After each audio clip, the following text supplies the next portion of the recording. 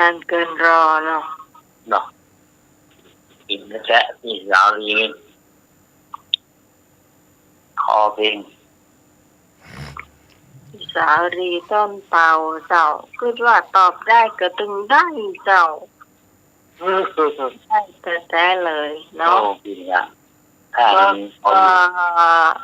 ไม่ใช่เพลงที่ว่าพี่สาวเพิ่งจะตอบมาได้นะถ้าหมายคิดว่าเพิ่งตอบได้ตึงได้แน่นอนสำหรับช่วงของเพลงก็หมดไปเนาะจีจุ่มพอดีอะนะท่านสมัครเนาะก็ช่วงต่อไปเราจะมาประชาสัมพันธ์ข่าวสารของเราเจ้าท่านสมัครก่อนก็แล้วกันเจ้าเรื่องเขาเดี๋ยวท่านสมัครจะไปหาน้ำกินก็สอบนักธรรมของพระสงฆ์สามเณรทั่วประเทศก็ในกองธรรมสนามหลวงก็ได้กำหนดวันที่10 11 12 13วันนี้ก็วิชาพุทธประวัติเมื่อวานก็วิชาธรรมะวันก่อนก็วิชากระทู้เนาะพรุ่งนี้ก็เป็นกระทู้ธรรมะพุทธวินัยเนาะแล้วก็วันที่15ก็สอบธรรมศึกษาละอ่อนเนาะก็ทั่วประเทศเหมือนกันเนาะ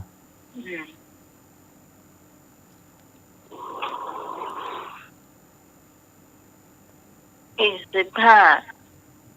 เจ้าทั่วประเทศเนาะเจ้า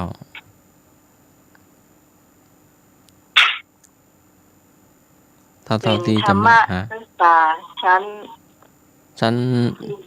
ตีโทเอกระดับประถมมัธยมอุดม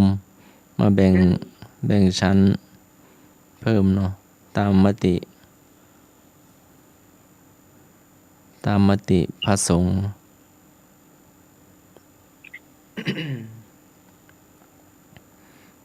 แต่ว่าละอ่อนมาสอบแล้วก็เป็นข้อสอบแบบระดับสูงเนาะก็เลยเรียนดูละอ่อนกัน ก็เลยปรับเป็นตามความยากความง่าย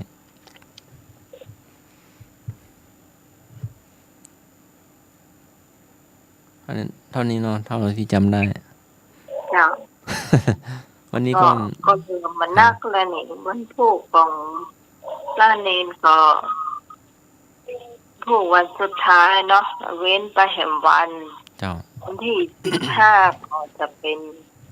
ของละอ่อนเนาะเจ้าละอ่อนก็เตรียมไว้เนาะ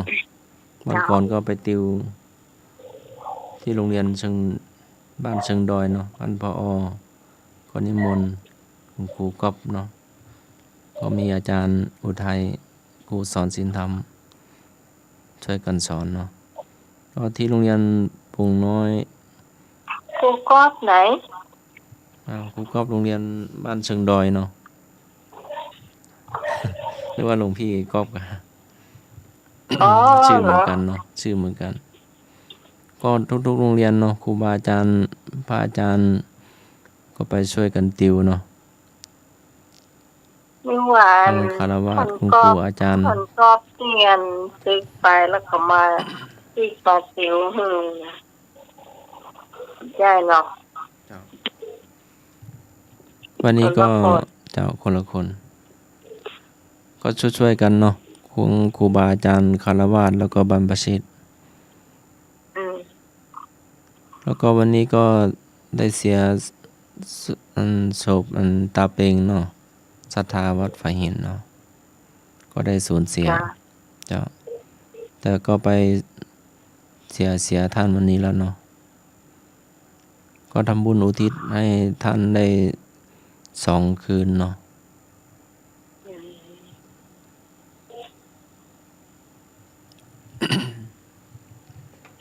เจ้า ถ้าสมัครจะไปหาน้ำหาอย่างก็ไปเลยเพราะว่าช่วงนี้ปีจะประชาสัมพันธ์ข่าวงานการกุศลที่จะมีขึ้นในวันที่15 เดือนมกราคมนะเจ้าเป็นวันทอดพระป่าสามัคคี2566ปีหน้านะเจ้าไม่ง่ายก็จะมีการทอดพระป่าสามัคคีนะเจ้าถ้าพระป่าสามัคคีเสร็จเราก็จะมีการเลี้ยงเพลนะเจ้าเสร็จแล้วช่วงบ่ายก็จะมีการเป๊กเนนตะวันจะเป็นเนนเฮาจะเป็นเป๊กเป็นตัวเจ้านะเจ้าในก่อนในแล้วเนาะคนจะหลายละเราก็จะลวดเลยนะเจ้านี่ก็ได้มีโอกาสอู้กับมหาวิทยาลัยชาติเป็นเรื่องที่จะเดินธรรมยาตราหรือว่าเดินธุดงค์คือเพิ่นใจกันว่าธรรมยาตรามากกว่านะเจ้ามาได้เดินให้ขึ้นสีขาวแต่ว่าเดินให้ธรรมะคลายเครียดโดยตรงนะเจ้าเพื่อที่จะมาช่วยงานต่างเพศโดยตรงนะเจ้าถ้าไปทางเครื่องสีขาวเนี่ยก็อาจจะมีปัญหาใจธรรมะคลายเครียดเนี่ยอาจจะบ่มีนะเจ้าอาจจะบ่มีการกระทบกับเปิ้นก็เลยจะใช้คำว่าธรรมะคลายเครียดเอานะเจ้าตั้งแต่วันที่1นะเจ้าเนาะเพื่อจะหาเงินมาสมทบกับหมู่เฮาเนี่ยแล้วเจ้าคุณผู้ฟังท่านไหนอยากคือสัญชาติไปทางใดโทรเข้ามาหาทางน้องใหม่ได้เหมือนกันทางใดเดี๋ยวเจ้าอยากให้เปิดไปทางใดเส้นทางไหนคุณผู้ฟังอยากไปอยากเจอเปิ้นอยากใส่บาตรหรือว่าอยากเจอเนนตะวันก่อนที่จะมาเป็นตัวเจ้านะเจ้าหรือว่าเป๊กนะเจ้าหรือว่าจะมาร่วมงานตัวก็เชิญนะเจ้ามีโอกาสขอเชิญกันแล้วกันนะเจ้าเนาะเพราะว่าถ้ามันมาไกลเกินไปก็ขอเชิญนะเจ้าสำหรับจะแต่ละโทรศัพท์ไม่ได้จำโทรศัพท์เจ้าดีนะเขนห้าไว้ตานคุณผู้ฟังเจ้าตู้ไฟก่อนโทรศัพท์จะตก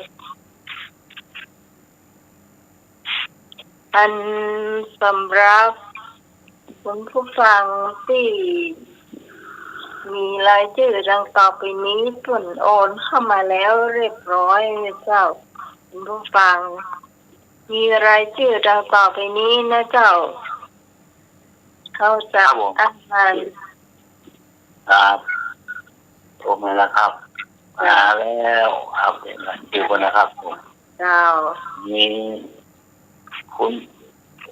แม่ศรีพานปิตาดูนะครับผมนี่ต่ออันนี้ 10,000 บาทสำหรับยอดนะเจ้าครับประเด็นบอกได้ว่าอันเรื่องอาหารเนาะครับเจ้าพี่กรกำมลเขยกลาง 1,500 บาทอันนี้ตึงยอดแล้วก็ตึงอันนี้บรมค่าอาหารเท่านึงค่าอาหารคนมีต่างหากนะ 1,500 ก็แล้วกันนะเจ้าพี่กรกำมลเขยกลางเนาะค่าอาหาร500บรวมเสื้อเจ้าเดี๋ยวก็มันโอนมา 2,000 ก็แล้วจากคุณแม่จันทราไม่จันทรา1,500ถึง500เนาะครับผมเดี๋ยวค่อยคิดค่าอาหารเนาะครับเจ้า 1,000 บาทยอดนะเจ้า ครับ ถ้าไม่แดงดอกกระล่อมนะเจ้า ครับ 500เจ้า แล้วก็แม่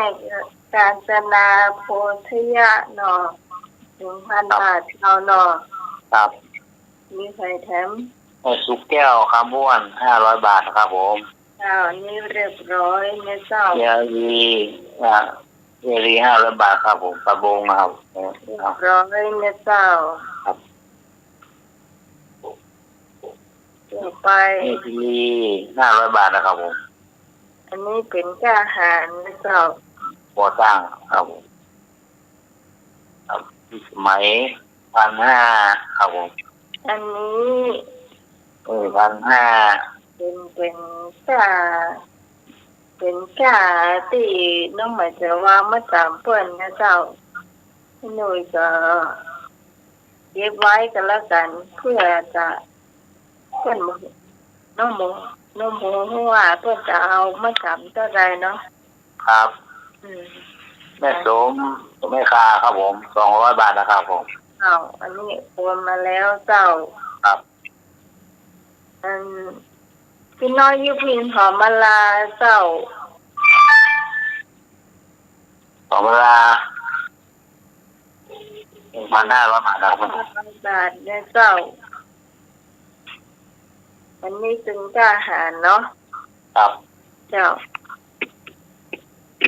ส่วนเมตจันทรา500 บาทกล้าหารเจ้า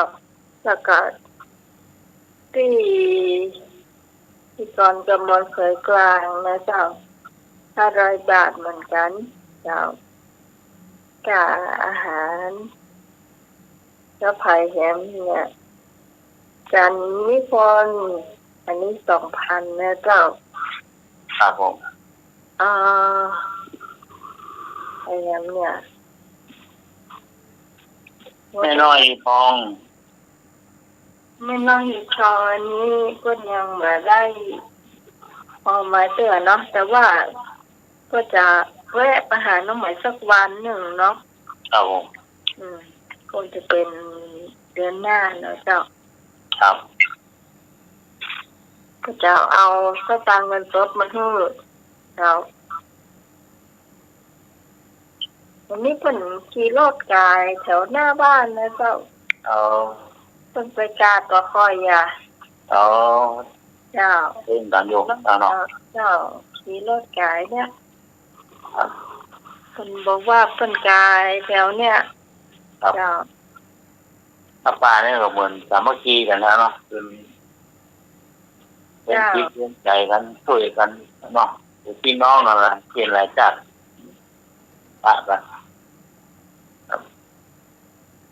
มาทำบุญร่วมกันนะดูตีคนตีนะสายธรรมะมีอยู่เนาะ แหมนะจ๊ะพี่กองปลาบงสารปีแหม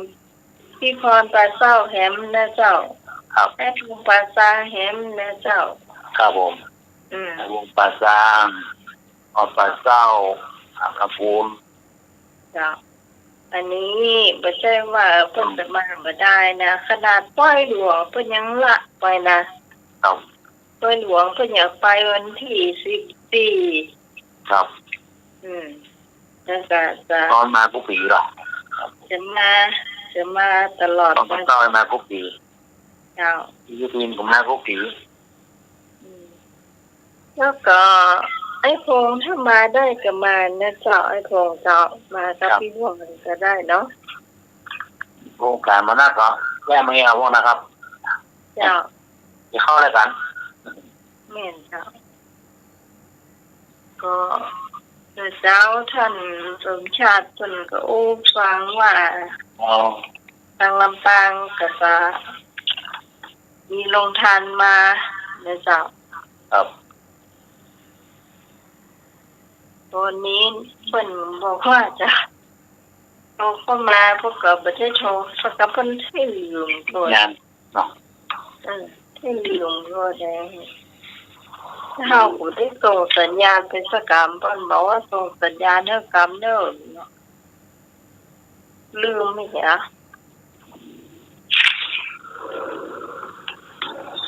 อย่างเราล่างตัวอาจารย์มักตัวน้องเนาะ จ้า ไปเรื่องเดทด้วยครับรายชื่อคนนี้นี่ อ๋อเจ้าอำ ครับ อำเภอเรืองเดชเจ้า ครับ แล้วก็สำหรับพระสุรีเรือนใจนะเจ้าคนนี้นี่จะเอาปอเปี๊ยะมาเป็น100 ชุดเลยนะเจ้านี้ต้องขอบคุณล่วงหน้าเลยนะเจ้าปอเปี๊ยะเปิ้ลอร่อยมากเจ้าอร่อยมากแล้วก็ต้องขอบคุณล่วงหน้าที่จะซื้อถ้วยอย่างนี้นะครับ บอกว่าอยู่ใกล้ๆบ้านเปิ้นท่านเนาะ ครับ สมัยก็ต้องกังวลนี่นะอยู่ใกล้บ้านเปิ้นทันหน้าบ้านเปิ้นฮะประมาณสัก200 เมตรเนี่ย ครับ เดี๋ยวจะจัดการให้อีกนะเราต้องขอบคุณล่วงหน้าเจ้าสำหรับ โซนเนอร์ครับ เนี่ยข้าว30 โลอันนี้ค่ะอาจารย์นิพนธ์ทักไปแล้วนะเจ้าข้าวกับเมาลาบปลากับลาบไก่นะเจ้า ครับ 5,000นะเจ้าเมาไปแล้วเรียบร้อยนะเจ้าสำหรับของหวาน ครับ หวานอาจารย์นิพนธ์ไม่ใช่อาจารย์นิพนธ์ค่ะเห็นเจ้าลำปางเจ้า ครับ จัดการเรียบร้อยนะเจ้า โอ้ขอบคุณครับที่เป็นนะขอมอม เจ้า โอ้บูน่าโอแกนะครับทางนี้นะก็ ก็คิดว่าคงจะหลาย ครับ นะเจ้าคิดว่าคงจะหลาย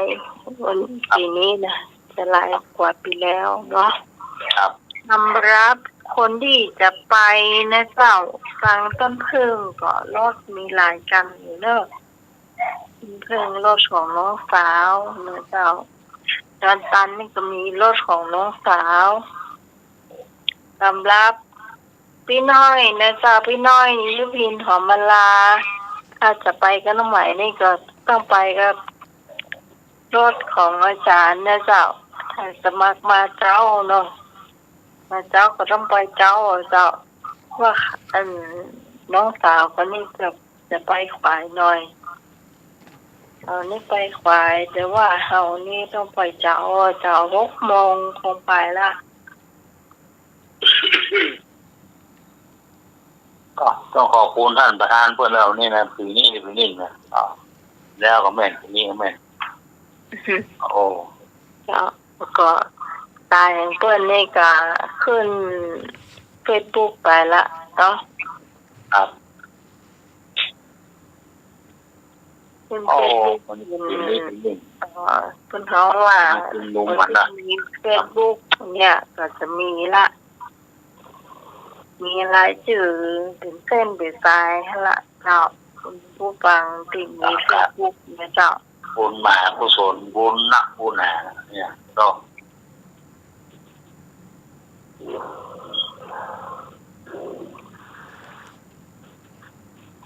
อาจารย์นิพนธ์อาจารย์นิพนธ์เจ้า ครับ ก็โอ้โหพรมันเกิด เงินเจ้า เพราะอาจารย์เขารักอะไรอ่ะครับครับแข็งแรงสุขภาพแข็งแรงนะครับครับสวัสดีครับแม่ชม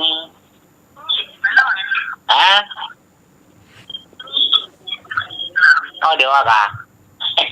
ครับ มาเป็นเจ้าจะไม่แต่ไม่เจ้า สวัสดีแม่ชม สวัสดีให้หนุ่มตัวเจ้า ครับสวัสดีครับแม่ชมครับ ที่ต้องมาตัวเจ้าเจ้าสวัสดีเจ้า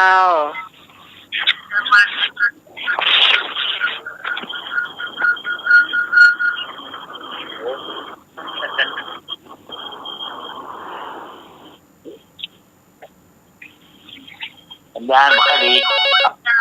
ครับสัญญาณไม่ค่อยดี ยางผมก็ดีครับขอกราบไหว้สาพระอาจารย์วิสุวรรณวรโยนะครับ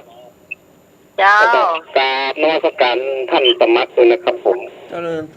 ร แล้วก็กราบนมัสการพระอาจารย์เอาลักษณ์ด้วยนะครับ สวัสดีไอ้พงษ์ ครับสวัสดีครับ แล้วก็สวัสดีคุณพี่สมัยนะครับ เจ้าไอ้คงเจ้า ครับสวัสดีไอ้หนุ่ยด้วยนะครับผม ครับผมเด็กครับผมครับ สวัสดีแฟนธรรมะคลายเครียดทุกท่านทุกคนเลยนะครับผม ครับ ครับผมให้ได้นั้นหมายเลขบัญชีของไอที่โอนตังเข้าได้ครับ มันเลขบัญชี หรือว่าเอาหลังไม้ก็ว่าอย่างไรครับ ทำไมก็ได้แล้วครับเอา หลัง ไว้ ไม้ผมขอเบอร์ให้เบอร์ ทำไมเดี๋ยวให้หน่วยบอกบอ ฮะ ทำไมเดี๋ยวให้หน่วยบอกเนาะ ได้เดี๋ยวขอเบอร์โทรให้หนุ่ยได้ก่อน เบอร์โทรให้หน่วย 062 062 062 305 305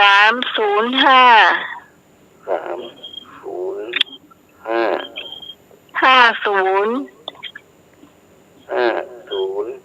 57 57 เจ้า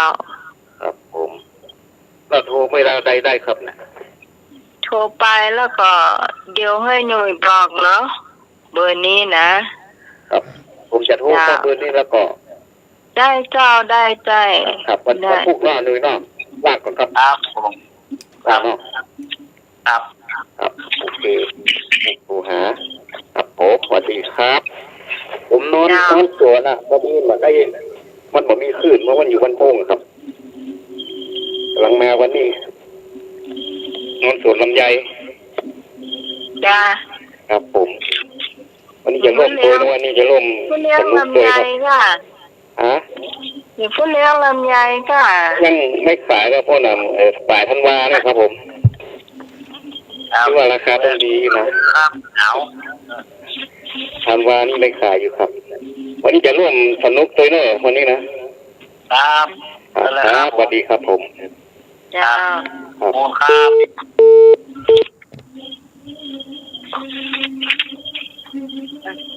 เจ้าจะนิพนธ์นิมนต์เจ้า สิทธิวิสาพระพุทธพระธรรมพระสงฆ์กับนมัสการท่านผู้อำนวยการสถานีพระครูสมุวิศวะวรกิจโจกับนมัสการท่านอาจารย์สมัครวิราศิโลผู้ช่วยเจ้าวาด ครับผม สวัสดีสำเนียงรักนมัสการครับเจริญพรโยมพิสมัย จ้า เจริญพรโยมหนุ่ยโยมกรกมลโยมพรปัดเศร้าโยมยุพินหอมมาลาแล้วก็โยมแม่บุญกัดก้อมแม่สมศรีรุ่งวัดเนาะแล้วก็หลายๆโยมเจริญพรโยมพงษ์ประสาง จ้า อีกคนหนึ่งแล้วก็ญาติโยมธรรมะคลายเครียดทุกท่านก็ขอเจริญพรและกราบนมัสการครับกราบสาครับผมอ๋อดี วันที่อะไร12เนาะครับ12พฤศจิกายน2565ได้ยินเสียงอาจารย์เปิดเพลงแล้วก็ให้รับอ่ะถ้าอย่างนี้ยังมีเขาอยู่ต่อแต่เดี๋ยวนี้น้องได้ยินเพลงที่ไหนก็บอกนี่ ได้ยินไหมเนี่ยเสียงวัดหนองบัวเขามีงานลอยกระทงถึงวันพรุ่งนี้มั้งตึ้งตั้งหน่อยครับแต่ก็ยังไกลกว่าเขาแล้วเขาที่อยู่ข้างๆเลยอ้าวพอดีปัญหาพุทธประวัติเนาะ เจ้า คงจะได้มั้งสัก2 ข้อ 3 ข้อเนี่ย เจ้า ถามก่อนเลยเนาะ ครับผม พุทธประวัติพระทัตวัคคีย์นับตามลำดับ พระสาวกของพระพุทธองค์คือลำดับที่เท่าไหร่กอไก่ลำดับที่3ขอไข่ลำดับที่4กอควายลำดับที่5งองูลำดับที่6พระภัททวคีนับตามลำดับพระสาวกของพระพุทธองค์คือลำดับที่เท่าไหร่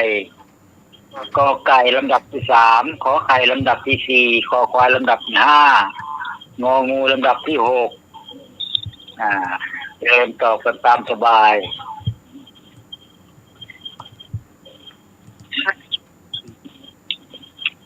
ภัททวคีนะไม่ใช่ปัญจวัคคีย์นะเอากอไก่ก็งอครับโยมหนุ่ยตอบลำดับที่3เนาะครับผมข้ององูเนอครับผมครับงองูเนาะครับอาจารย์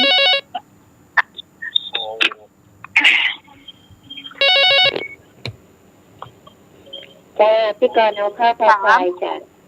ธรรมสการอาจารย์พลค่ะเครื่องหมายเลข3จ้ะกอไก่กงพี่กรณ์กอไก่เนาะพัทละมันก็ทัดครับผมทัดละจ้าพระอาจารย์พระเจ้าครูสมุทรวิศวกรกิจโจผู้อำนวยการสถานีเจ้ากราบพระสาท่านสมัครเจ้าเจริญพรจ้ากราบพระสาพระอาจารย์นิพนธ์เจ้าเจริญพรกราบพระสาเรื่องเนรราชเจ้าสวัสดีแม่พรสวัสดีน้องใหม่เจ้าสวัสดีลุงหน่วยเจ้าครับผมสวัสดีครับพรครับพี่ฮอนตอบก็ไกลเหมือนกันนะเจ้าเอาไก่โกงก็ไก่นี่เจ้าก็ไก่นี่ตัวละ3แล้วก็ตอบ3นะครับ3ครับผมพัทละพัททวคีไม่ใช่พัทละนะพัททวคีโอไก่เจ้าไม่โบนน่ะเจ้าครับผมกอไก่โกง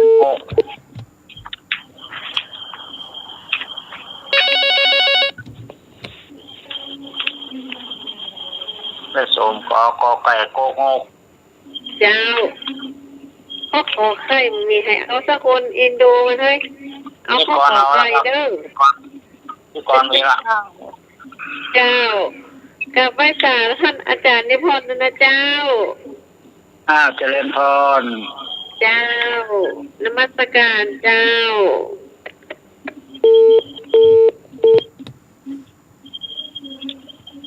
ติดต้องขอไข่อาจารย์นิพนธ์เมาจ้าด้วยไงเมาจ้าบาไปเอาซองเดี๋ยวนี้ซองหายไป10 หายแล้วครับพอดีซองหายไป10 กว่าซองก็ดีเรานึกมาแล้วครับก็เอางองูครับเอางองูครับจะว่าของนั้นเอาลูกค่ะ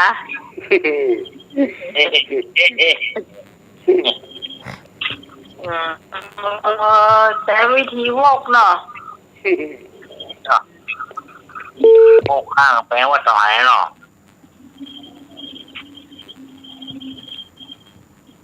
สมมติเอางองู5 ประการข้างคอควายนะครับผมคอควาย5 ประการลำดับที่5กอไก่ลำดับที่3กอไก่ลำดับที่4คอควายลำดับที่5งองูลำดับที่6โอ้นี่ไม่พอนี่เสียงไม่พอลำดับที่1นี่ใครนะกอไก่ครับไม่ใช่ถามว่าคำตอบมันมีตั้งแต่ลำดับที่3 4 5 6 ครับผมแต่ลำดับที่หนึ่งใครล่ะ อัญญาโกฏยะ ปัญจวัคคีย์เนาะ เจ้า อันดับที่สอง ว่าปะ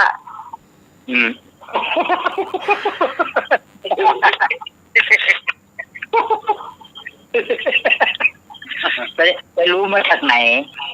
ก็บอกว่าอันดับที่หนึ่งกับปัญจวัคคีย์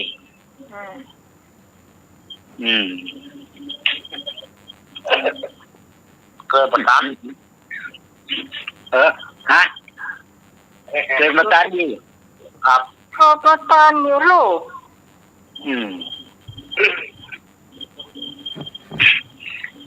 เหลือข้อไหนยังไม่มีใครตอบนี่ มีข้อควายใช่ไหม ครับ น้องวัดตอบหมดแล้วเนาะ ครับผมมองเหลือสองท่าน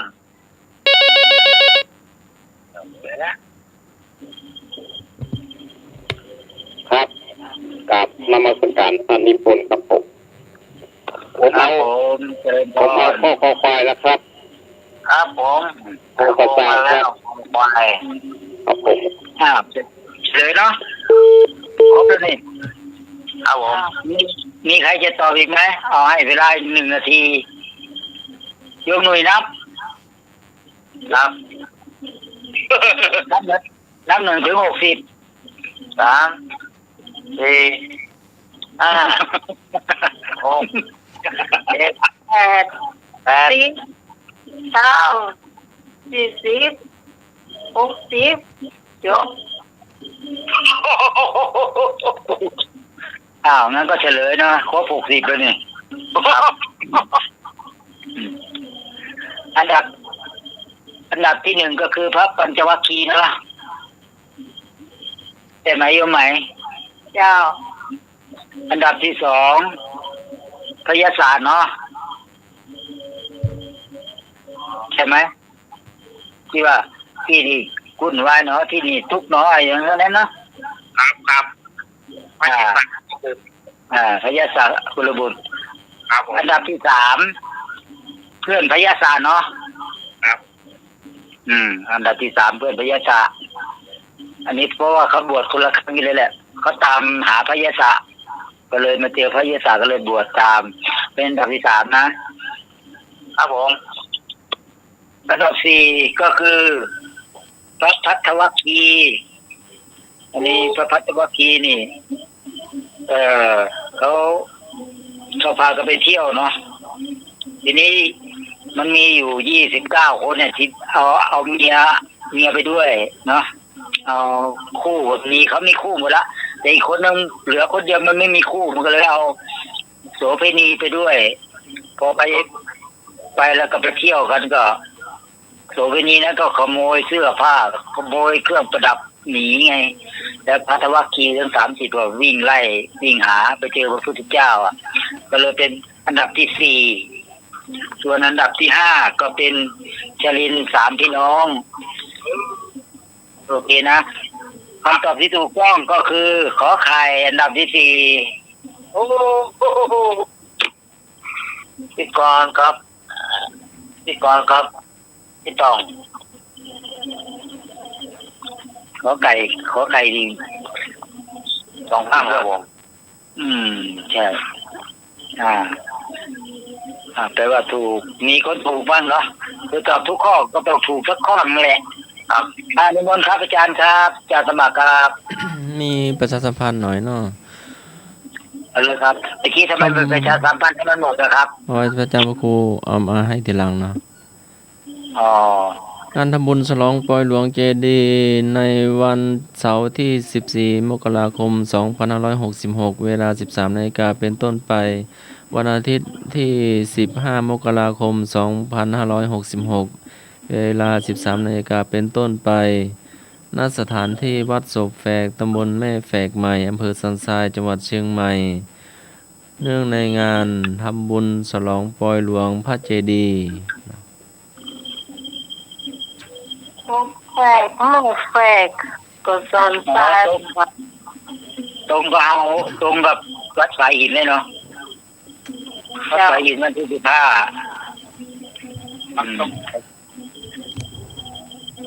ทำบุญวัดฝายหินเสร็จก็ไปวัดไม่ใช่เนาะทำบุญวัดแม่แฝกเสร็จก็ไปวัดฝายหินต่อเนาะเพราะว่าเขาทำวันเสาร์วันอาทิตย์เนาะของเราวันอาทิตย์พอดีเลยครับ เจ้า ทวีปใดอยู่ทางตอนใต้เทือกเขาหิมาลัยกชมพูทวีปขอทวีปยุโรปคอทวีปออสเตรเลียงอทวีปแอฟริกาเพื่อละอ่อนนอสอบธรรมศึกษาวันที่15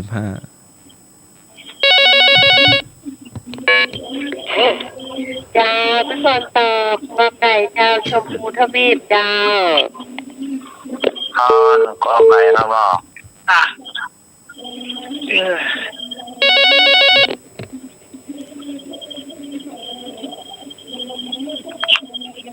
เจ้าสองก็เอากอไก่นะเจ้า ครับ เจ้าก อไก่เนาะ เจ้า ครับ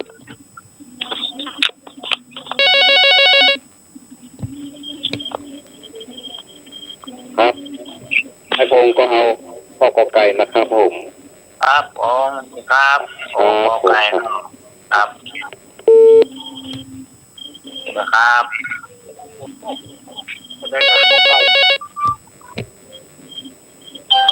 จ้าพี่กรณ์ก้าวกอไก่จ้า ครับผมไม่สมมาก่อนครับไม่สมกอไก่เนาะครับเนาะครับ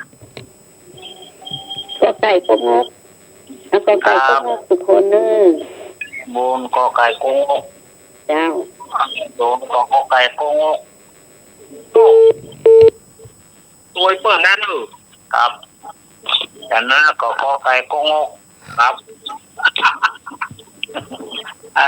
อเมนรักครับจะรักที่แถวบ้านมีสุ่มขังไก่ไหมไม่มีครับแถวสันเหมืองแถวอะไรแถวร้านค้าร้านอะไรมีหรือเปล่าล่ะน่าจะมีอยู่เดี๋ยวนี้ฝากซื้อสักอันได้ไหมจะเอามาขังไก่จะเอามาขังไก่จะมาขังไก่อาจารย์นิพนธ์บ้านโยมตอนนี้เดี๋ยวจะเอาไปให้มาเอาเองก็ได้นะมีหลายสุ่มอยู่พูดจะขังเรื่อมกันเราสุ่มเราก็ได้เหรอเรายากสุ่มไก่นี่มันควบแล้วก็ยังเดินยังไปไกลได้อยู่แต่เราเนี่ยมันยากนะมันย้ายยากแล้วเนี่ยเขาแต่งเล้าไว้แบบสุ่มกับสี่เหลี่ยมก็อันนี้จะเอาไปขังไว้เป็นกระจุกอันนี้เขาก็แปลงแบบสี่เหลี่ยมแบบมุ้งที่คนทำแบบเนี้ยฮะคนไปนอนอย่างเน้นไปนอนเต้นนอนอย่างน่ะจะฝากเขาเอาไปยำก็หนังเหนียวทั้งนั้นไก่แก่ๆทั้งนั้นอาจารย์เอารับเนาะไก่นุ่มค่ะยินดีฟังไก่นุ่มรับแล้วคุ้มไก่นมไก่นมไม่มีเลยนี่ไม่ได้ไก่แก่ไก่หนังเหนียวของลูกมาถูกโบราณ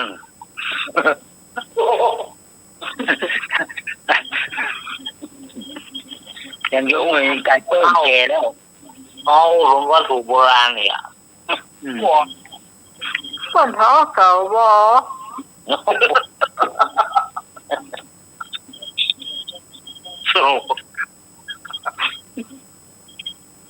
มันถูกโบราณมันก็เกินไปของเก่าอ่ะของเก่ารุ่นของเก่ารุ่นนั้นตัวอย่างหรอกแบบอย่างที่ดีอ่ะ เนาะโอ้โห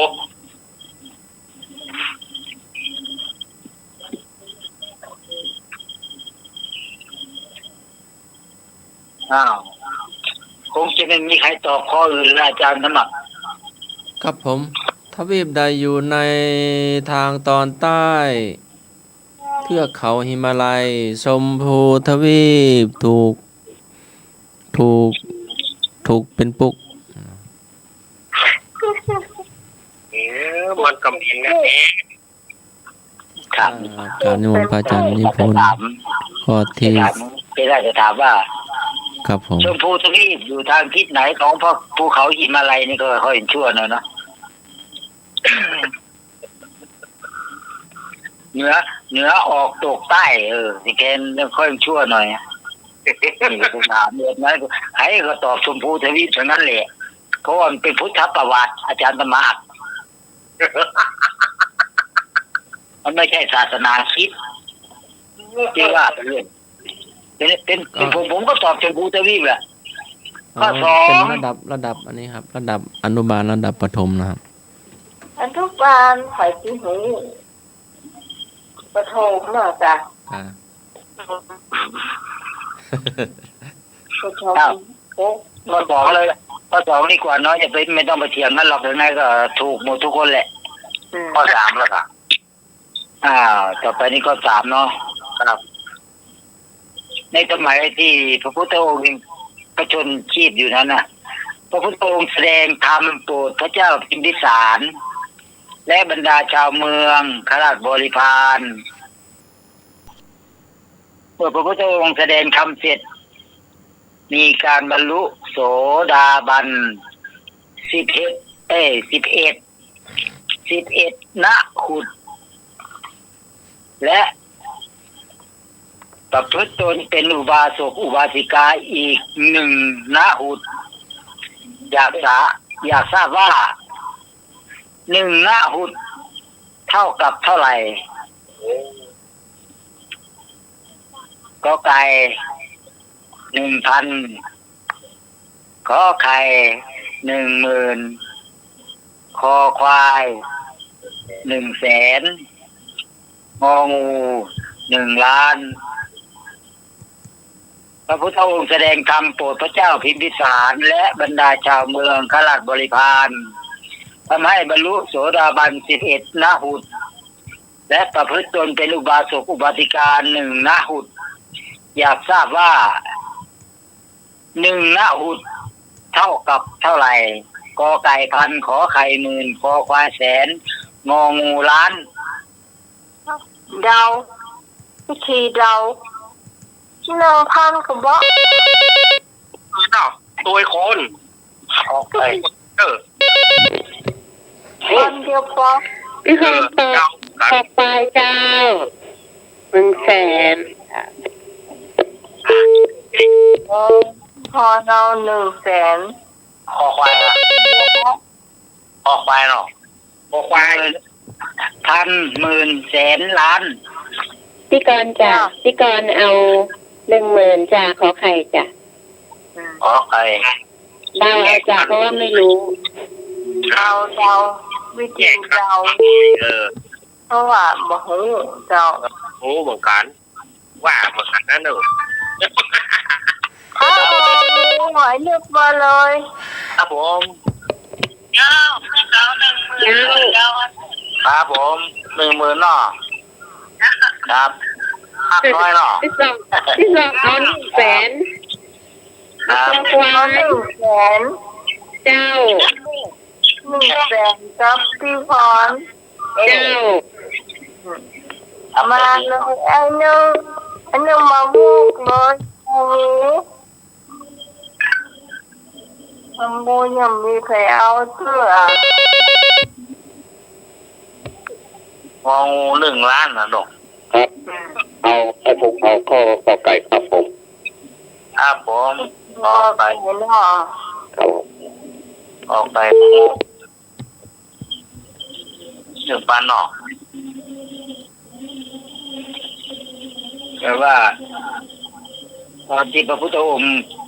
เทศน์โปรดพระเจ้าพิมพิสารนะพระเจ้าพิมพิสารมี มีทั้งประชาชนข้าราชบริพารประมาณ12นาหุดแต่มีสมเด็จพระโสดาบัน11นาหุดแล้วก็มีประพฤติตนเป็นอุบาสกอุบาสิกาอีก1นาหุดก็รวมเป็น12นาหุดนะแต่อยากถามว่า1นาหุดเท่ากับเท่าไหร่มีพันมีหมื่นมีแสนมีล้านโอ้ก็หนึ่งล้านครับ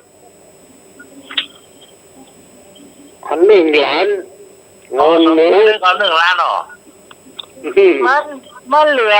ข้อเดียวอ่ะไอ้นึก 1 ล้าน เงินแน่ เจ้า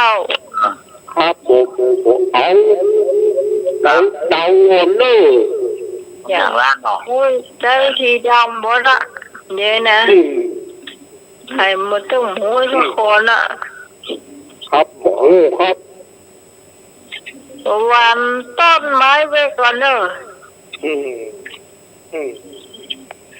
ครบแล้วเนาะครับอายุหน่วยนับ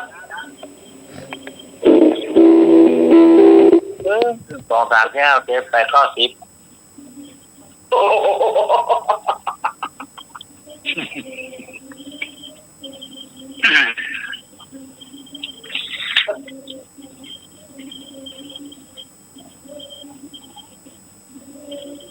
พระพุทธเจ้าทรงแสดงธรรมคืออนุบุพพิกถาและอริยสัจสี่โปรดพระเจ้าพิมพิสารและบรรดาข้าราชบริพารและประชาชนต่างบรรลุโสดาปัตติผลประมาณ11นาหุดประกาศตนเป็นอุบาสกอุบาสิกาและนับถือพระรัตนตรัยเป็นที่พึ่งตลอดชีวิตอีก1นาหุดรวมทั้งหมด12นาหุด12นาหุดเท่ากับ120,000 12นาหุดเท่ากับ120,000บวกลบคูณหารเหลือ1นาหุดเท่ากับ10,000ขอไข่เป็นคำตอบที่ถูกต้อง10,000มีข้าราชบริพารและประชาชนตามเสด็จ120,000 คนโอ้ 110,000สำเร็จพระโสดาบันอีก10,000ตั้งตนอยู่ในอุบาสกอุบาสิกา โอ้ พี่กรณ์กับ พี่กองครับ ก็จะมีคนตอบถูกนะครับ พี่กรณ์พี่กอง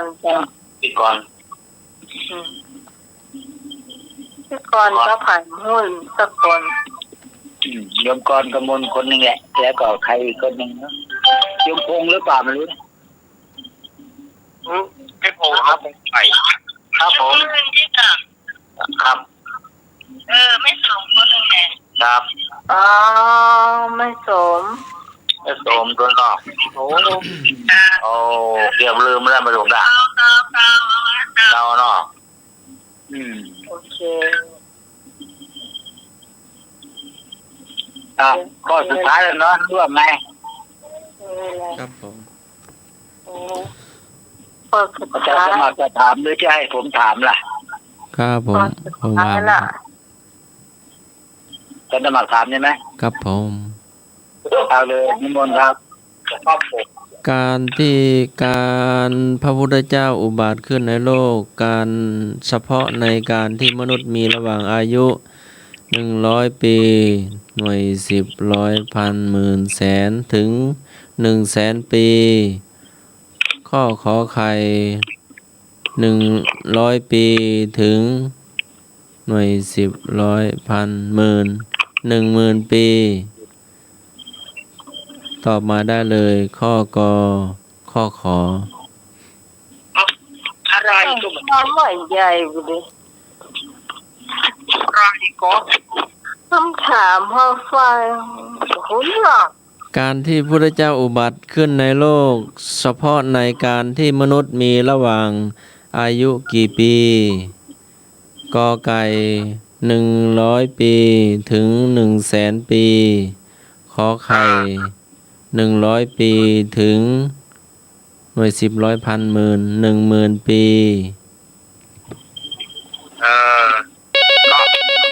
ก็เป็นนั่นนะ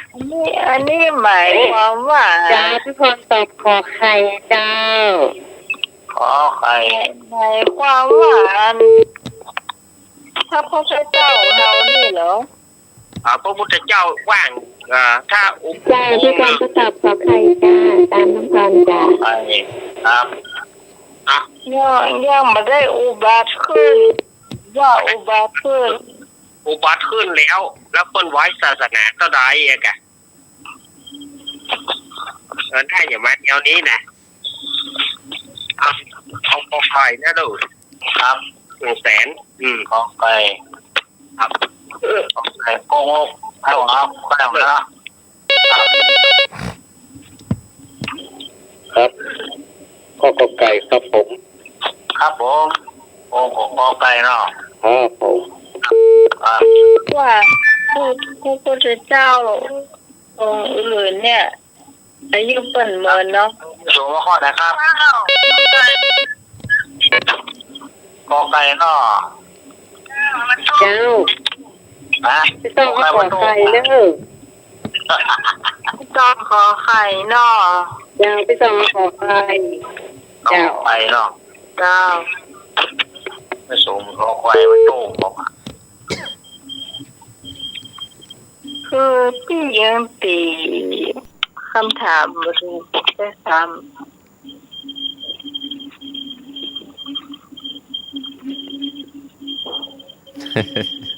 มา อนุ ข้อ พลลองตีคำถามเหรออนุพล ครับเรื่องไง ลองตีคำถามท่านสมัครเหรอ ก็เย็บหัวติ้วๆอยู่เนี่ย อาจารย์เอารักเข้าใจท่านสมัครอยู่นะ เย็บหัวครับ ฟังปัญหาของอาจารย์สมัครแล้วปวดหัว เออ อาจารย์เอารักอัดสมองวิ่งอยู่ครับนิมนต์ลองอธิบายเนาะ เดี๋ยวก่อน ตกอาจารย์ เวลาก่อน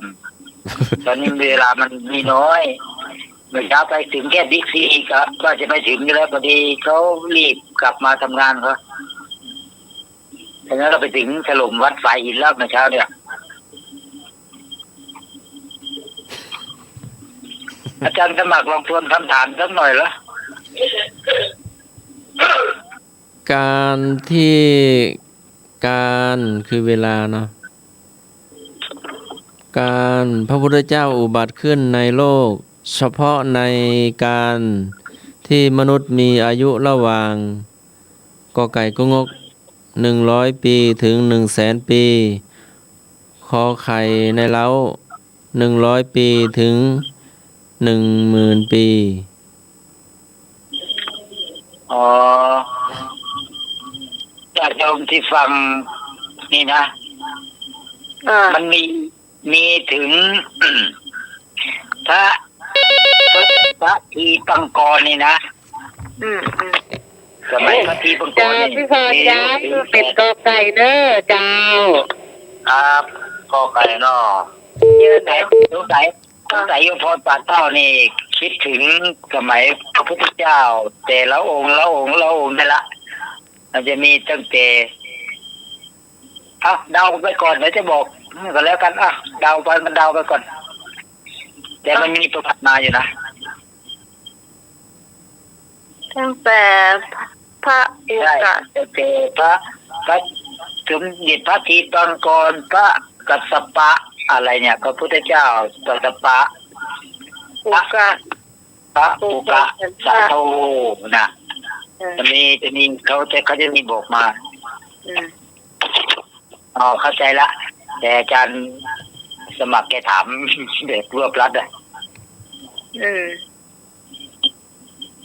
ต่อไปก่อนเดี๋ยวจะ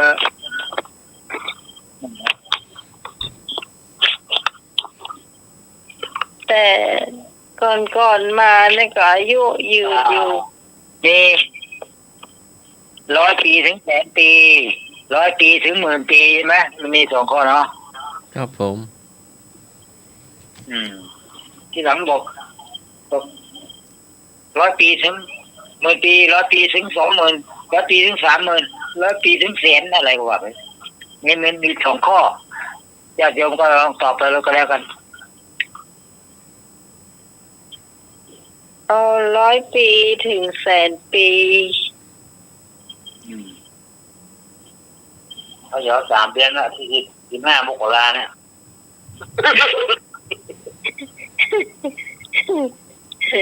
เอาเดากอไก่นั่นนะถูกประจ้างมันเป็นยัง ตอนนี้พระพุทธองค์อยู่ที่ไหนครับ นะ จะได้ไปโดยหา เรียกปืนพญานาคพะโย โอ้โห เดี๋ยวปีไปดำหาพระปีเปิงหนัก โอ้ ได้ไปทำบุญตักบาตร ยังต้อง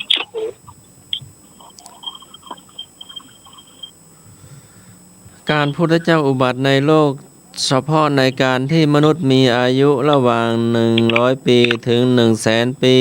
กอไก่กงกถูก ขอ ใน ไป สมัยพระทีปกรณ์เนี่ยรู้สึกว่าจะเป็น 80,000 ปีนะแล้วก็ค่อยลดลงมาที่ครับประวัตินะพระสมเด็จพระทีปกรณ์มีอายุถึง 80,000 ปีเลยนะ โอ้ เพราะฉะนั้นมันจะต้องเลย10,000 ปีแน่นอนขอไข่นี่ไม่ถูกแน่นอน คือก็ไก่จากอาจารย์สมัครว่า100 ปีถึง100,000 ปีอ่ะ ครับ สมัยพระทีปกรณ์นี่80,000แล้วก็ค่อยลดมาเหลือ40,000ขึ้นมาลงมาเรื่อยๆจนกระทั่งถึงจริงๆพระพุทธองค์พระสมณโคดมนี่นะถ้าพระอานนท์อาราธนาอยู่ต่อท่านที่อยู่ได้ถึง80,000 ปีเหมือนกันนะแต่พระอานนท์มันมีมารดลใจมั่งอะไรมั่งไม่ลืมไม่ทูลอาราธนาพระองค์เลยโดนมารอาราธนานิพพานพระองค์จึงนิพพาน ครับ ก็มีมารมาอาราธนานิมนต์ก็เป็นนั้นว่าจบเนาะพุทธประวัติ จบ พุทธประวัติวันนี้ จบ พอหรือยัง จบเจ้า แล้วก็จะได้ลาก่อนพรุ่งนี้มีภารกิจนะอย่าลืมพ่อและลืมแม่ที่แก่เฒ่าอย่าลืมเอาเฝ้าใจใส่ตั้งแต่ต้นอย่าลืมบุญที่เคยค้ำเกื้อหนุนตนอย่าลืมคนคอยช่วยเหลือคอยเจือจานอย่าลืมคนที่จริงใจให้โอกาสอย่าลืมญาติที่เสริมส่งให้อาถรรพ์อย่าลืมเพื่อนที่พยุงมุ่งสู้งานอย่าลืมมองวันเมื่อวานผ่านพ้นภัยอย่าลืมดินเมื่อมั่งมีพร้อมมียศอย่าลืมกฎการกระทำกรรมอาศัยอย่าลืมตนอย่าลืมฐานที่เรายืนขึ้นสู่ชัยอย่าลืมให้คนยืนหลังเขายังรอขอกราบนมัสการท่านผู้อำนวยการสถานีกราบนมัสการท่านอาจารย์สมัคร ครับผม สวัสดีจำเนียรักเจริญพรยมหรือสมัยผู้จัดรายการเจริญพรยมนุยและก็ญาติโยมธรรมะคลายเครียดทุกคนทุกท่านแล้ววันพรุ่งนี้ค่อยมาเจอกันใหม่ถ้ายังมีลมหายใจอยู่ขอเจริญพรกราบนมัสการค ก รั รา บ บนมัสการขอบพระคุณพระอาจารย์นี่เป็นครับผม ช่วงต่อไปเป็นสำเนียงรักปัญญานานเจ้าเล่านิทานเจ้า ครับก่อนอย่า ครับเดี๋ยวขอถามไอ้หนุ่ยกลางก่อนไอ้หนุ่ยครับหมายเลขที่ยังไอ้ที่ว่ามีเจ้าใบก่อน หมายเลขบัญชีจ้ะ ครับผม หมายเลขบัญชีจะเป็นชายไอ้คงจำได้เนี่ยมันจะขึ้นต้นด้วย5010 282917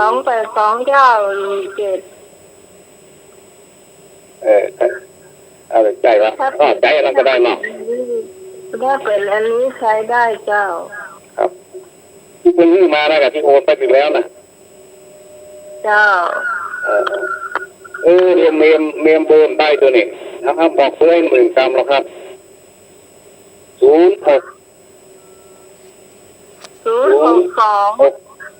ว่าจะครับ062 305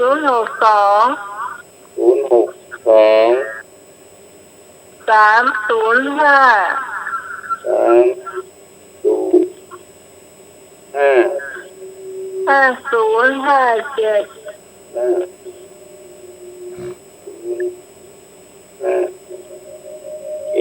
โอเคครับมากครับผม เจ้า เอ้า เห็นเลยขอบคุณไอ้ผงนะ ฟังนะ เอ่อ มาจากสำเนียงเนอะ ก่อนอื่นก็ขออวยพรไว้ร่วงหน้าสำหรับโยมปี่พิสมัยเนอะวันคล้ายวันเกิดเปิ้นกำเดียวก่อนกำเดียวก่อนมันย้อนหลังหลายคนอยู่อ๋อแค่เดียวก่อนเนาะเอาไปอย่างนั้นเนาะเจ้ากำเดียวก่อนตอนเน้นเล่านิทานก่อนครับ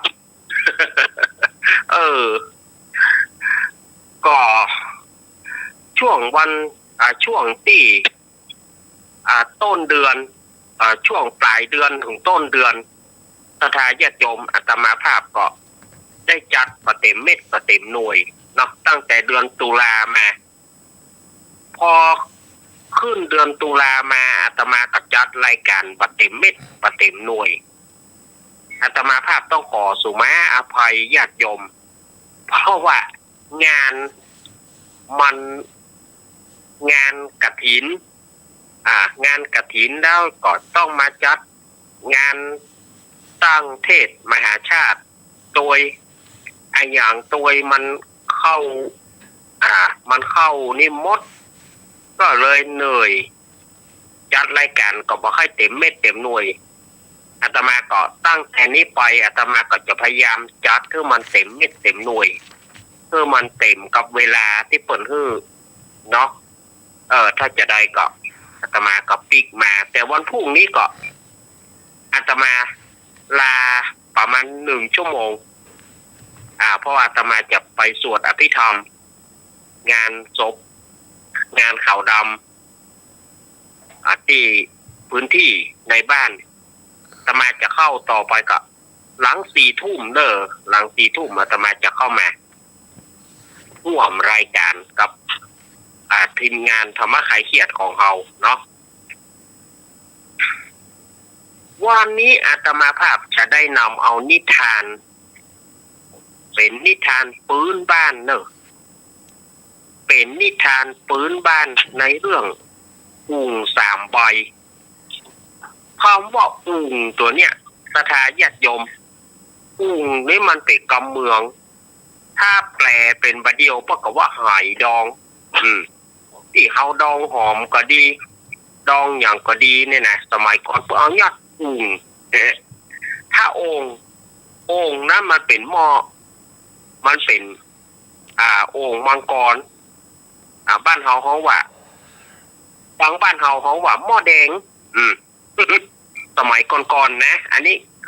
รวดแปลกำเมืองภายหลังมาก็เขาว่าโอ่งใส่น้ำแล้วคำว่าอุ่งตัวเนี้ยปากมันออบลงมาอุ่งนี่ปากมันออบลงมาปากมันแคบลงมาเพิ่นเอาไว้ดองหอมกาดองอย่างกาเอาใส่สมัยก่อนเพิ่นเอาใส่ห้าไว้กินเอาใส่ปลาห้าไว้กินเพราะว่าอุ่งอันนี้ก็นิทานที่อาตมาจะเล่าวันนี้ก็คือว่าอุ่ง3 ใบมันเป็นจะได้ญาติโยมฟังไปก่อนเนาะมีป่อเศรษฐีคนหนึ่ง พ่อเศรษฐีคนเนี่ยมีลูกบ่าว3 คนส่วนว่าแม่เปิ้นบ่ปรากฏน้ำนะในนิทานนี้นะแม่เปิ้นบ่ปรากฏน้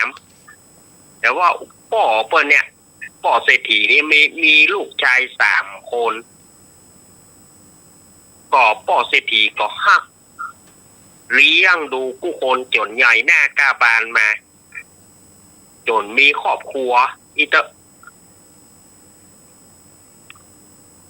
มีอยู่จนมาถึงว่าพ่อเศรษฐีเนี่ยอายุนักแล้ว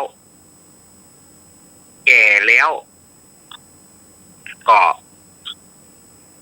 รู้ตัวดีนะพ่อเศรษฐีคนนี้รู้ตัวว่าตัวเก่าจะตายละ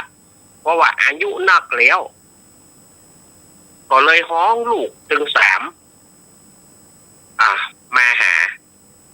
แล้วก็บอกว่าลูกเฮ้ยก่อนที่พ่อจะตายนี่นะ พ่อมีอุ่งอยู่3 ใบ 3 แก่นคือได้แก่อุ่งเงินอุ่งแรกเป็นอุ่งเงินอุ่งที่2เป็นอุ่งดูกอันอุ่งกระดูกนิ่มค่าละหมูเนอะเดี๋ยวฟังไปก่อนเนอะแล้วอุ่งที่3เป็นอุ่งขี้ดิน3 อุ่งเนี่ยลูกเตือง3จะเอาอันใดบอกคือป่อมาก่อนนะคนเก้านะพี่ไอ้ป้าไอ้คนเก้านะบอกโอ้อันผมเอาอุ่งเงินอุ่งเงินต้องเป็นของผมส่วนว่าไอ้คนกลางผมเอาอุ่งกระดูกวานและทีนี้ก็ไอ้ล่ะว่าจะได้ก็ไอ้คนเก่าเอาอุ่งเงินไปแล้วอีพ่อเฮ้ยไอ้ที่2เอาอุ่งกระดูกไปแล้วก็เหลืออุ่งขี้ดินเหลืออุ่งขี้ดินนั่นน่ะฝ่ายจะเอาลองถามเปล่าละอุ่งเงินเนี่ยผมได้เต็มที่ผมได้อุ่งกระดูกผมจะเอาอุ่งกระดูกอันก็ไอ้ล่ะเหลือก็อุ่งขี้ดินจะเอาก็เอาน้องล่าเอาพ่อเศรษฐีก็ฝากฟังไว้ขอให้ลูกฮักกันแปลงกันสร้างเสียไว้แล้วก็พ่อเศรษฐีก็เสี่ยงใจตายไปเมื่อพ่อเศรษฐีนั่นตายลูกๆก็ปากันส่งสการการขาบแล้วก็แบกอุ่งแต่ละใบเนี่ยไปตั้งครอบครัวฝ่ายครอบครัวมันคนเก้าได้อุ่งเงินอุ่งเงินนี่ปัจจัยว่ามีกะเงินนะมีแก้วแหวนเงินทองแก้วแหวนเพชรนิลจินดาต่างๆเนี่ยเต็มอุ่งเต็มใบนั่นนะส่วนว่าอุ่งกระดูกก็ได้แก่จ้างม้างัวควายหมูเป็ดไก่ส่วนว่าอุ่งขี้ดินเป็นตีนาเลือกสวนให้นานี่สมมุติว่ามีคนมาถามอาตมาหน่อยว่าท่านอาจารย์เล่าเรื่องมันแต่กะอุ่งเงินได้แก่หยัง อุ่งกระดูกได้แก่หยัง ก็ขอบอกสถาญาติโยมวิสัชนาให้ญาติโยมว่าอุ่งเงินก็คือพวกเพชรนิลจินดาแก้วแหวนแสนสิ่งต่างๆแล้วก็อุ่งกระดูกได้แก่จ้างม้างัวควายหมูเป็ดไก่ ส่วนว่าอุ่งขี้ดินได้แก่เรือกสวนไห่นาเมื่อแบ่งสรรปันส่วนกันแล้วไอ้ที่เอาไอ้ที่ได้อุ่งเงินไปนั่นน่ะก็เอาไปเที่ยวเตรเฮฮาที่เป็นเที่ยวแหวนแสนสิ่งก็ไปขายเอาไปข ขายแล้วขายพ่องเอาปอนเปิ้นพ่องเนี่ยกะหาว่าตัวเก่านี่เป็นเศรษฐีแล้วหรอได้มรดกตกทอดมาก็ขายพ่องเอาไปขายพ่องแหลกเหล้าพ่องอย่างต่างๆในที่สุดก็หมดวงใบแรกหมดหรือเนี่ยสถานโยมยามมีกำโบราณเปิ้นว่ายามมีกินพอแสนยามบ่มีแมนตามอกๆอันนี้กำบ่เก่าเปิ้นว่าเนอะยามมีกินพอแสนยามบ่มีแมนตาอยู่มอกๆเนี่ยอย่างที่ไอ้คนเก่าเนี่ยคนฮื้อเพชรนินจินดาไว้น่าจะเก็บไว้ส่วนที่ดีขายก็ขายไปอันนี้เอาไปขายมดขายแล้วก็แบบนี้อย่างละกินมดห้องเปื่อนห้องจุ๋งมากินส่วนว่าไอ้คนที่สองพี่ชายรองที่เอากระดูกก็ได้แก่จ้างม้างัวควายหมูเป็ดไก่เนี่ยที่อาตมาว่าไปญาติโยมว่าไอ้คนที่สองก็เหมือนกันเอาพวกจ้างม้างัวควายเนี่ยขายพ่องค่ากินพ่องโดยเฉพาะงัวควายหมูเป็ดไก่ผมมีค่ากินมดห้องเฟื่อนมากินลาบทั้งวันเอาเรียกว่ากินคู่ข้ากินลาบคู่กอมอีเตอ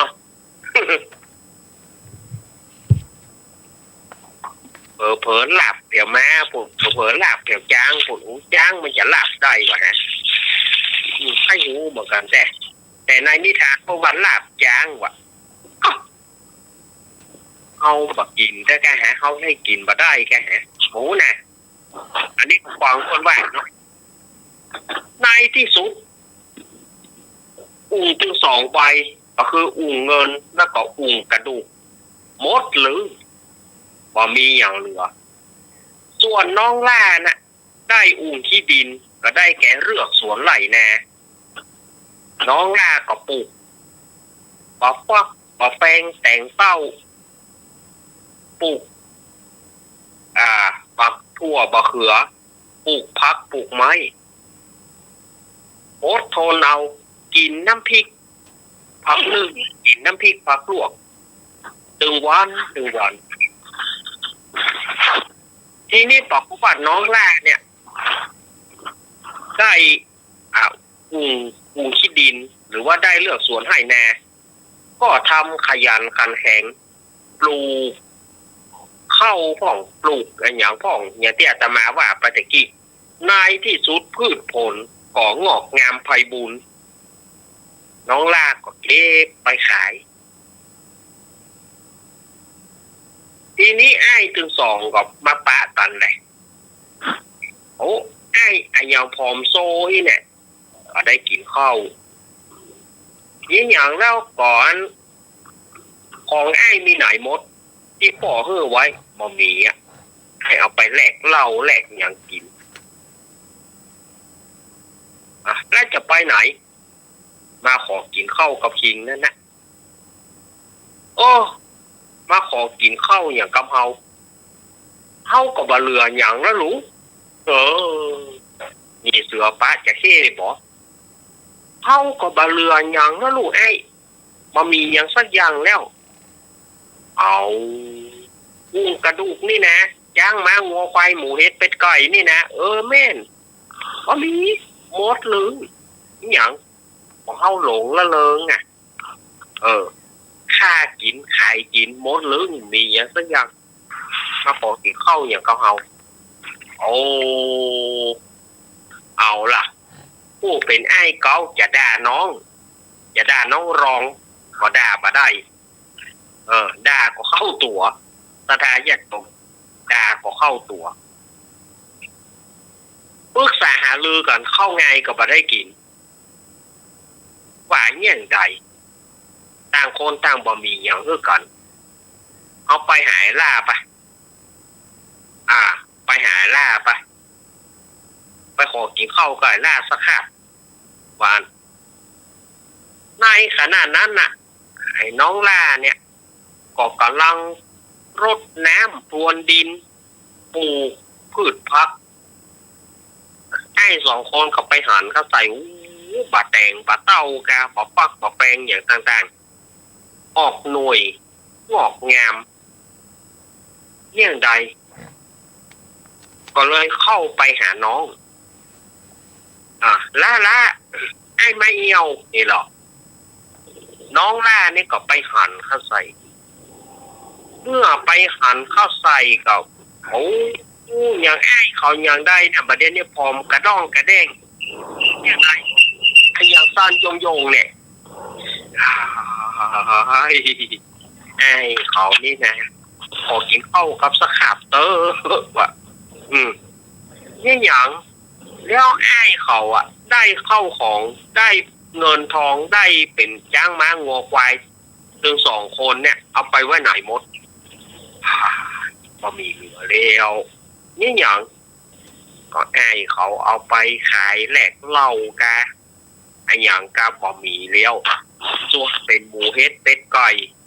ย่างม้างัวควายที่ขายก็ขายที่เหลือก็บุ๊บหลับจนวันหมดลืมแล้วประเดี๋ยวนี้ไอ้เขาบ่มีข้าวกินพอกินข้าวสักขับเตอว่ะโอ้น้องลาก็บอกว่ารอกำเดียวหน่อยไอ้รอตะวันมันไหวแถมหน่อยก่อนก็กินข้าวไงบาเดียวนี่ ยังบ่มีอย่างเตื้อเพราะว่าจะสอนคือไอ้หูอีเตอะคำเดียวก่อนรอมันขวายหน่อยก่อนส่วนน้องก็ละจากงานออกไปซอกพักมาลวกไปซอกพักมานึ่งแล้วก็ต่ำน้ำพริกตาแดงกระทาญาติโยมต่ำน้ำพริกตาแดงเพื่อเอาสู่ไอ้ก็ปัดมันหิวข้าวนะตันยงหรอกน้องเฮ้ยได้เวลากินข้าวเถอะว่า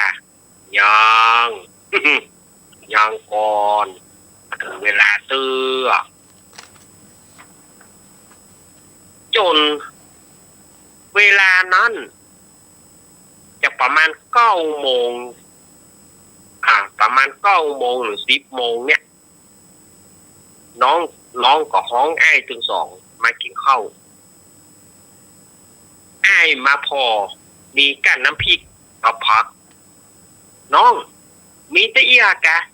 มีตะเอียกะมีอย่างเลี้ยวยังมาเอาจิ้นเอาป่ามาแกงพ่องไอ้เขากูเตือนนี่นะกินจิ้นกูขาบหลับกูกอมน้ำพริกไอ้บ่เคยกินไอ้เอ้ยป่อเขาสอนว่าใดป่อเขาสอนว่ากินยังพอลำถ้าขยันขันแข็งป่วยหากินไปไอ้เขาเอาไปซิปไปหายมดนี้บ่มีกินบ่มีปลาก็เลย2 คนพี่น้องนั่นน่ะก็กินน้ำพริกกินข้าวกับน้ำพริกน้องลำดีแต่เนี่ยป่อเฮาสอนไว้ว่าจะได้กินแบบประหยัดกินแบบเปิ้นกินแบบเปิ้นแบบต้านเป็นกินการประหยัดไว้เมื่อมีก็กินบ่มีก็กินยังก็กินไปอันเนี้ยป่อเฮาสอนไว้ไอ้เขาบ่เอาแบบเอาอย่างลูกเพิ่นเอา2 อู่หมดเลยในที่สุดก็ไอ้ถึง2ก็ขอเป็นลูกน้องของน้องล่าขอเปิ่งบุญน้องล่าอีเตอในที่สุดก็น้องล่ากับแบ่งตีเพื่อปลูกพืชปลูกอย่างคนน้อยในที่สุดก็เขาก็ขยันขันแข็งเข้าของก็งอกงามไปบูรขึ้นมาเปิ้นบอกว่าเมาชีวิตเสียเวลา เมาสุราเสียความสำคัญเมาการพนันจังหมดตัวคบเพื่อนชั่วหมดความดีศรัทธาญาติโยมกรรมโบราณอันเนี้ยอาตมายึดถือถ้าอาตมาเอาไปเล่าที่ไหนอาตมาก็มักจะเอาอย่างเงี้ยเอามาอู้ให้ศรัทธาญาติโยมฟังอันนี้มันเป็นนิทานปรำปราเป็นนิทานพื้นบ้านอาจจะให้ประโยชน์กับศรัทธาทั้งหลายว่านักก่อนหน่อยเมื่อมีหินปอแสนพอมีแมนตามอกอย่างที่อาตมาภาพตะกี้ขอฝากไว้เป็นอุทาหรณ์กับศรัทธาญาติโยมเนอมี10กินซาวมี100กินพันในที่สุดก็หมดลึงไม่เหลืออะไรสักอย่างส่วนน้องล่าขยันขันแข็งปลูกพืชปลูกผักไปขยันขันแข็งมัธยัสถ์อดออมประหยัดไปในที่สุดเข้าของเขาก็งอกงามไพบูลย์อาตมาฝากไว้แต่อีเนอร์ญาติโยมเนอร์จ้าสำหรับวันนี้ใครจำวันคล้ายวันเกิดของธรรมะใครเครียดได้วันที่ต่อใดครบกี่ปีตอบกันแล้วเจ้าโอ้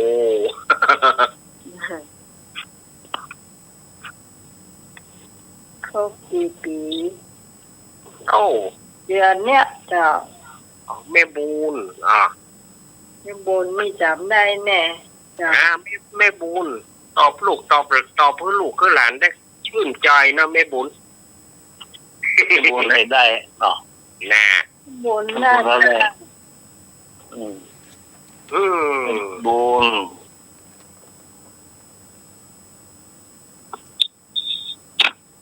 ตอบมาได้เลยนะเจ้าพี่ตองให้ได้เหมือนกันนะพี่ตองก็ถ้าจะได้เหมือนกันครับตองความจับเป็นนะถ้าหน่วยก็ได้เหมือนนะวันที่8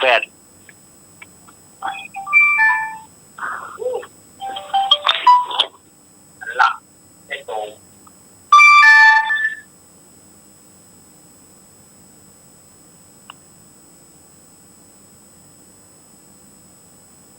นักปีเงินไว้จำได้ของเจ้า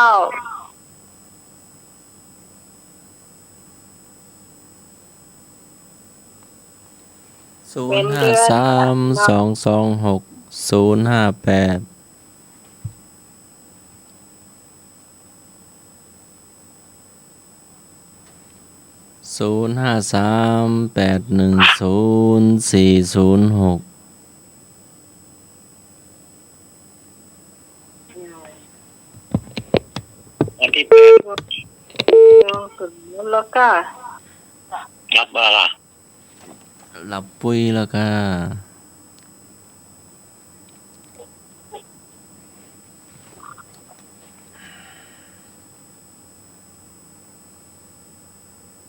แสดงว่า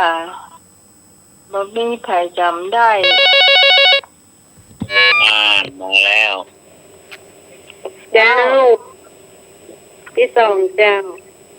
าครบวันที่14เดือนพฤศจิกายน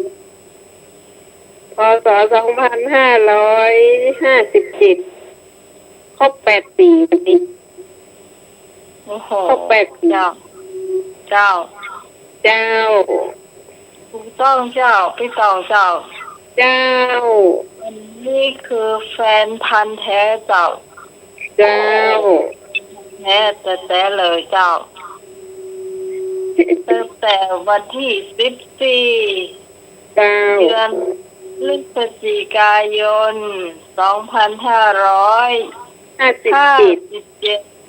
เจ้า8 ปีแล้วได้8 ปีแล้ว โอ้โห โทรหากันได้8 ปีแล้วนะ เจ้าทำมาแค่ เริ่มตั้งแต่พี่บรรเย็นมาละจำได้ เจ้า พี่บรรเย็นให้ประการอืมวันนี้หายแต่ก็ไปปลดวันนี้ เจ้าจนไม่ได้แทนเนาะ เจ้าที่ก็เฮา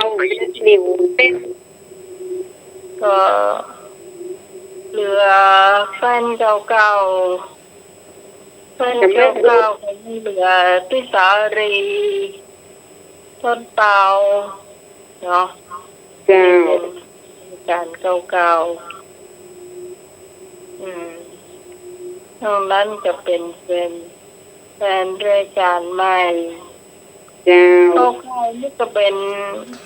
อาจารย์สมัคร เห็นแล้ว ตอนแรกเนี่ย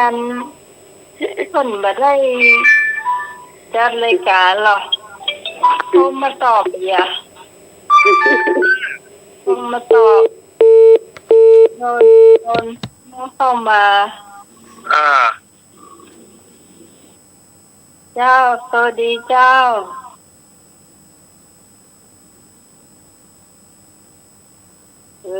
ดักติ้ง วันจะครบรอบเนี่ยเนาะวันที่วันฮือนี่เนาะวันจันทร์นี่เนาะจะครบรอบรายการธรรมะคลายเครียดขอเฮ้รายการธรรมะคลายเครียดอยู่กับคลื่น104แล้วก็อยู่กับญาติโยมตลอดไปนักจัดแล้วก็รายการเพื่อคงอยู่เมินแสนเมินต่อไปเจ้าต่อไปเราจะอวยพรย้อนหลังนะเจ้า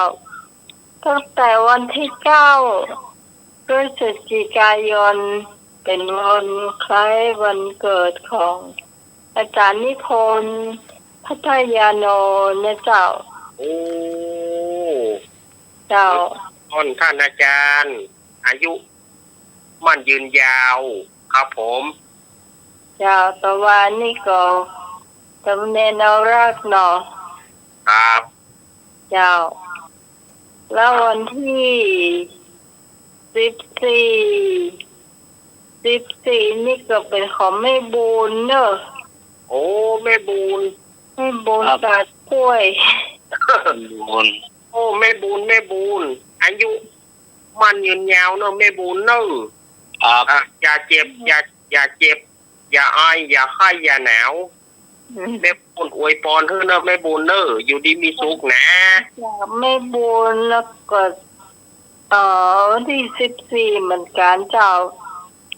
เป็นป้อมมณิชจิตาดูเจ้า โอ้ เนาะ พ่อมานี่ยางคามดอยหลอก เจ้า อวยพรให้นี่มีอายุมั่นยืนยาวบ่เจ็บบ่ไอบ่ไข้บ่หนาวเหมือนกันเนอะป่อมานิดเนอะ แล้ววันที่16เจ้าเป็นของข้าเจ้าเอาการเนี้ย อวยพรล่วงแน่ เจ้า สมัยมีแต่ความสุขเจริญอย่าเจ็บอย่าไออย่าไข้อย่าหนาวอายุมันยืนยาวครับ เนี่ยอันเนี้ยวันคล้ายวันเกิดของเดือนนี้หลายคนเลยเจ้าเนาะ หลายคนหลายกันเนาะมารวมกันอยู่ อาจารย์เงาลักของอาจารย์นิพนธ์ครับอยู่เมินเป็นร่วมใจของ100 สาวนะครับ สาธุ ที่สมัยก็100 สาวแม่บุญก็100 สาว แสนปี ครับ 8 ปี ตัดจังเจ้าไปพระเจ้าก็จะปะเงินจะทองมาตอนกับปะเอากี่ของว่าเต็มโต๊ะเต็มไหม สาธุ ปะแมลงกับเปาะเนอะลาบไก่ยังกาพักไม้ใส่ตอกเต็มส่วนเต็มบ้านเต็มจองเนอะ ปลับประตูเลยอย่างเงินเมนวาดเมื่อกี้นะ บัดหัวว่ากระเจี๊ยบว่าบึก น้ำเต็ม ยา ตุ่ม ว่า ดอก บ่ฟอกแก้วกำลังหน่วยว่า ดอก กระเจี๊ยบอันนั้นกะกระเจี๊ยบบ่คือหมื่นนะกะ เจ้า มีมะกล้วย ห้องกัน2อย่างเนาะ อ่าก ระเจี๊ยบอันหนึงที่เปิ้นเอาแป้งน้ำ อืม ที่เปิ้นห้องว่าปะเต็งเคงนั่นนะอันนั้นของเปิ้นของห้องกระเจี๊ยบเหมือนกัน เจ้า บักหมื่นนะเปิ้นของห้องกระเจี๊ยบเหมือนกัน มันเป็นกระเจี๊ยบน้อยเนาะ ครับ 2 กรัมอะหมดละ ครับ กิน2 กรัมหมด เดี๋ยวห้องมาหมื่นเลยอะไรเป็นมาหมื่นนะไม่ใช่หมื่นหรอมาเลิศเนี่ย อันนี้เปิ้นห้องบอกเหลือหมื่น มันลำนะ หมื่นนะหน่วยบักหมื่นนะไปแหมยาง ครับ ไปบักหมื่นนี่ มันหมื่นมีดปุ่น ครับ คน แป๊บๆเนาะ คนพาบัดผ้าบัดจ้างผ้าก็เดี๋ยวมีดเล่นมือละ ครับ อันนั้น แป๊บๆเดียวหรอ แป๊บนะนะ เนี่ยมาเดียวเนี่ยอันแม่ผูกกัดท้องปลาแก้วเนาะ ครับ มันก็ไปออกเดือนมกราเนาะ ครับ โอ้ เสือก็เสือน่ะจะให้เอาฝากทุเจ้าพระเนนที่มาทอดผ้าป่าบ้านเปียก็เจ้าฮือเป็นไปตลอด เอาวันที่เนอร์ปีถ้ามันออกตอนงานนะเอานึ่งกับน้ำพริกเกลือเหมาะนะคือแอบคนนึ่งคือกำมะอันอย่างอื่นห้องถ้าได้เอาสนใจน้ำพริกปุ๊บฟอกเกี่ยวนึ่งปุ๊บ เนาะ ใครจะมากินนี่ก็ นะมี ขามันก็ปิดแป้หมดเลย มันถึงมีมีอะไรกินย่อไปบ้าน ออกไปบ้าน เอาไปบ้านนะ เอาหน่อยหอบไปบ้าน เอาวันที่14เขาจะไปประจำการอยู่ปุ่นละ ครับ อืม มาไอ้เนี้ยกินเนี่ยว่าวันนี้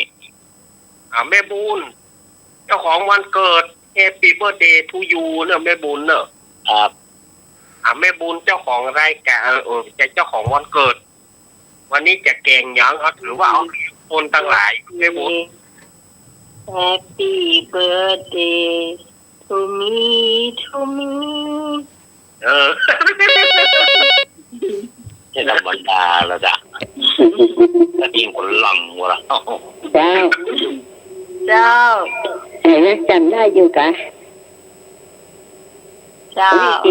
สี่อ่ะ เจ้า อวยพรอยู่ดีพี่ตุ๊กเนอะแม่บุญ เจ้า อวยพรไม่เจ็บไม่ไอไม่ไข้ไม่หนาว จ้า หอมปล่อยเลยในรักแล้วเนอะจานรักเลย คุณหลายขอบคุณนะคะเจ้า ครับ จะเป็นวันจันทร์ไปเนาะ เดี๋ยวแม่อู้ไก่โทรศัพท์หน่อย เดี๋ยวมันวาม ครับจกซ้ายใบปันจกขวาใบ500สามใต้สองเหนือ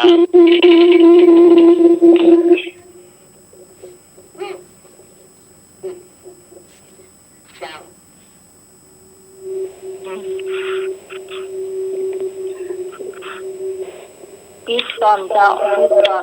ที่เสียงมันดี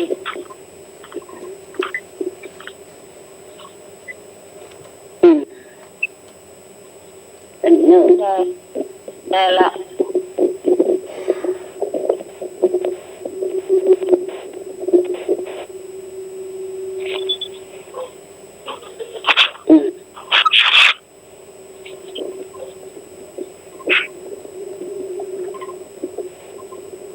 เสียงเยอะเจ้า เจ้า เสียงให้เหนื่อยก็ แม่แกงครับ เดี๋ยวแล้วเนาะมันก กล้องเลย ครับ เดี๋ยวก่อน ก็แม่ปีชื่อที่อยู่กัน เนี่ยทีวีอยู่เนี่ยบางเนี่ย อีกละ ครับถ้าทีวีอยู่มันกล้องครับผม มากล้องแล้วเนาะ ครับครับ เจ้า ครับ มันคือเรื่องอย่างนี้ จะทราบผ่าตัดน้อยเลย อย่าว่าใจเจ้า จะผ่าตัดน้อย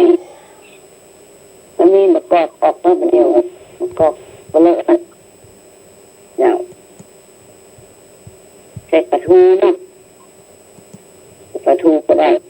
เจ้าปลาอย่างก็ได้เนาะจะใส่ปลาทูกัดน้อยมกเลี่ยมเนี่ย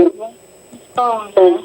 เขาหมกเลี่ยมมือนี่ก็เลอะเนาะ เยอะๆแม่อู้ไก่โทรศัพท์แน่เหรอเสียงมันจะอ้วม อันนี้ไก่แล้วเนาะได้ยินเป็นจะไก่ละ ประมาณเนี้ยไม่ยาเนาะ ประมาณเนี้ยได้ละ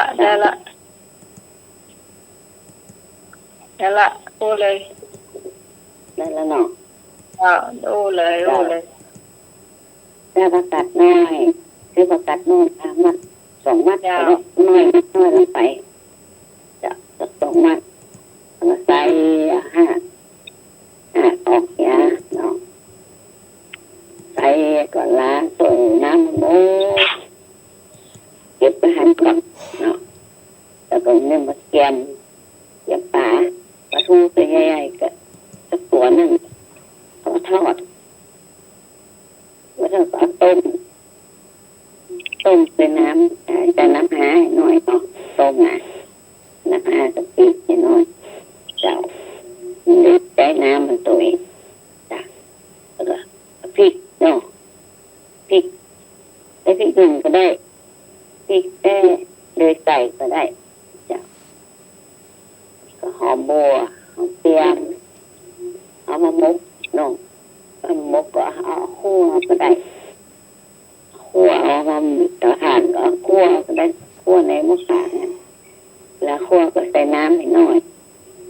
พริกหอมคั่วจนมันจนน้ำแห้งแล้วก็มันแห้งไปหน่อยมันหอมมันนะเจ้าแล้วก็ตัวเน่าแผ่นแล้วก็พริกเนาะพริกแผ่นนึง เจ้า เป็นพิงได้มีต้นเอาไงก่อนต้นเอาอันนั้นก็ได้เอามือจะใส่กระเทียมห่อตำแล้วตำเป็นน้ำพริกขนาดจะอันนี้เป็นถุงต้มแล้วนะก็ซักต้มเอาไว้เนาะแกะอาจีนออกว่างก่อนเอาวางว่างก่อนใส่ถ้วยใส่น้ำหมดก่อนแล้วก็ตำน้ำพริกเนี่ยคั่วจีนน่ะมาตำไปหอมโบหอมเปียกนะตำแล้วก็กระเทียมเน่าตำไปกันแล้วก็ปลาเปียกก็นะตำตัวพริกนิดนึงตำมาแล้วหน่อยแล้วก็น้ำเปียกต้มปลานะเอามาแซวในน้ำพริกโคกนะแซวในโคกก็ได้เนาะตัวผักโคกเล็กนะโคกตื้นออกตักออกมาแซวในถ้วยแซวในถ้วยมันแล้วคุณมันนอกอย่างน้ำพริกป่านี่นะแล้วก็พอตัดน้อยนั้นเอาล้างไว้แล้วเนาะสวยไว้แล้วแล้วก็มาบีบเอาน้ำออกแต่น้อยน้ำมันเนาะแล้วก็บีบให้มันน้อยหรือว่าก็ซอยก็ได้ซอยเป็นกลมมานะแล้วก็เอาน้ำพริกเนี่ยนะเล่นยำในพักนั่นน่ะยำคนจิ้มกล้วยจับอย่างละน้อยก็มีลำส้มต้นหอมกามะกอกกาบีบไปใส่เจ้าหอมแดงหอมบัวซอยใส่เกลือกระลำจะคนมากนะเจ้า ตามจะประกอบเขาเริ่มลำดีอากาศน้อยแล้วอย่างของเดี๋ยวพักอันนั้นน่ะพักปุย่าต้องมารู้จักก่อน ไม่ทราบเจอเจ้า ที่ดอกสีเหลืองๆนั่นนะ เจ้า มันมีหนามเนาะหนามมันคมเนาะ เจ้า แล้วมันหอมไหมเนอะใส่น้ำน้องอ่ะ แม่ จะหันไปขายกัน เจ้าพัก กัดหน่อยแล้วเจ้าเดี๋ยวละ เจ้า อยากใส่ประกาศหน่อยเจ้า การนอนบ้านน้องกำลังออก ขึ้นละขึ้นตะกะ นะกำลังออก กำลังออกอยู่น้อยอยู่กันน้อยแล้วไปผมนี่มักสูงนิ้วมือนี่เดียมนี่เนี่ยมัก ผมบอกกันใส่หมกใส่ต้มมาม่าได้นะ อ๋อก็ซ่าได้แล้วกะ ได้แล้ว พยา เจ้าย ามได้ละดีเลยมีแบบยอดประกอบเนาะจะประกอบว่าข้าวตองนี่นะต้นมากใส่นะลำ เจ้า เจ้าก็เลิกนะนี่นะจะพาตัวเติมเนาะหน้าหนาวเจ้าประกาศนี่มันยิ่งออกอีกหน้าหนาวนะเปิงเจ้าจะพาเยอะละก็ตักมาสู่กันเนาะ แล้วเข้าเริ่มแล้ว เป็นอะไรข้านึ่งกะเป็นอะไรข้านึ่งเจ้า เขาเริ่มเนาะ ข้านึ่งเป็นหอนสมอง เอาเข้านึ่งคุยหรือว่าเอาบวง เอาบ่วงก็ได้เอาข้านึ่งเอาปุ้ยก็ได้ บ่เอาองค์มือเนาะ โอ้แต่โอ้มือไม่ได้ไงจอนไม่ได้กะจอนน่ะบ่วงน่ะทำดีไปป่านัก แล้วน้ำแกงมันดีดใส่ตาแล้วแม่ ไม่ดีไปไหน เอามันฟังเลยกัน ที่หูดมันโลด สมมติเสตา ผักกาดมันตีลังกาน่ะกะผักกาดมันปีนอ่ะ ประกาศมันจะเป็นต้นเหรอคนหาคนซอยเหรอ แล้วตอนทำตอนฉันน่ะกะ ซอยใส่มะเขือเพื่อ แม่น แม่ตอน เขือแก่นะ ตอนทำเสร็จอ่ะ แก่ต้มเขือป่วยก็ได้เขือแก่นะซอยใส่ลำอันหน่อยนิดหน่อยอักหลายอย่างกว่าลำนะจะซักผ้าแพทย์นั่นน่ะผ้าแพทย์มันมี เราให้ แพทย์มีหลายอย่างเจ้า แล้วเอาถวายพระเจ้าก่อนเนาะ ถวายพระเจ้าก่อน ถวายพระเจ้าก่อนเนาะ ที่สมาการเป็นนะ ก็เห็นคนโบราณเห็นเอามาถวายพระเจ้าก่อนอ่ะแล้วก็ใส่บาตรใส่ตุ๊เจ้า แม่ผมบอกว่าผมแมลงถวายไปได้ละ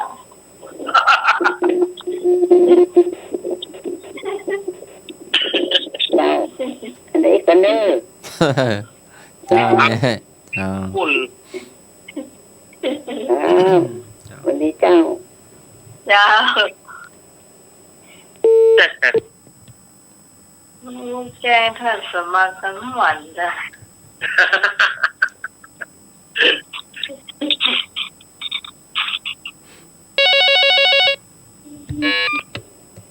เจ้า สวัสดีครับผมขอทางน้ำไม่บุญอยู่ดีมีสุขเลยครับ เจ้า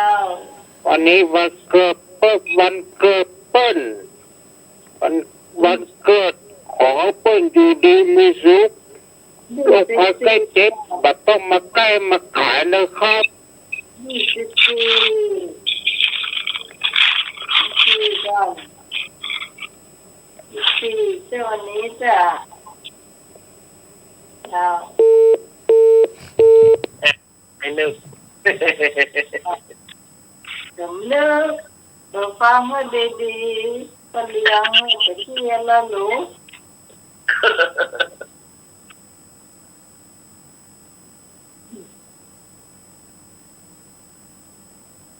ใจเตือที่คิดดีก่อน แต่คนอวยพรไว้หลวงหน้าบ่ได้ พอหลงหน้าเพราะว่าที่จริงมันจะเป็นวันเนี่ยวันจันทร์ โอ้จันทร์เนาะ ครับ ถ้าจันทร์จะเป็นพูดที่สมมติต้อง เอาปลาเศร้าดักปิ้ง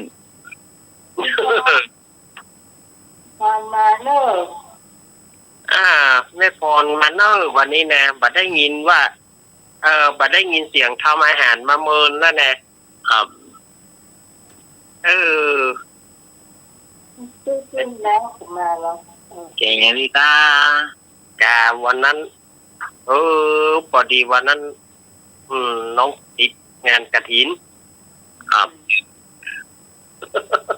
วันนั้นสมโพธิองค์นั่นได้จ้ะ เช้า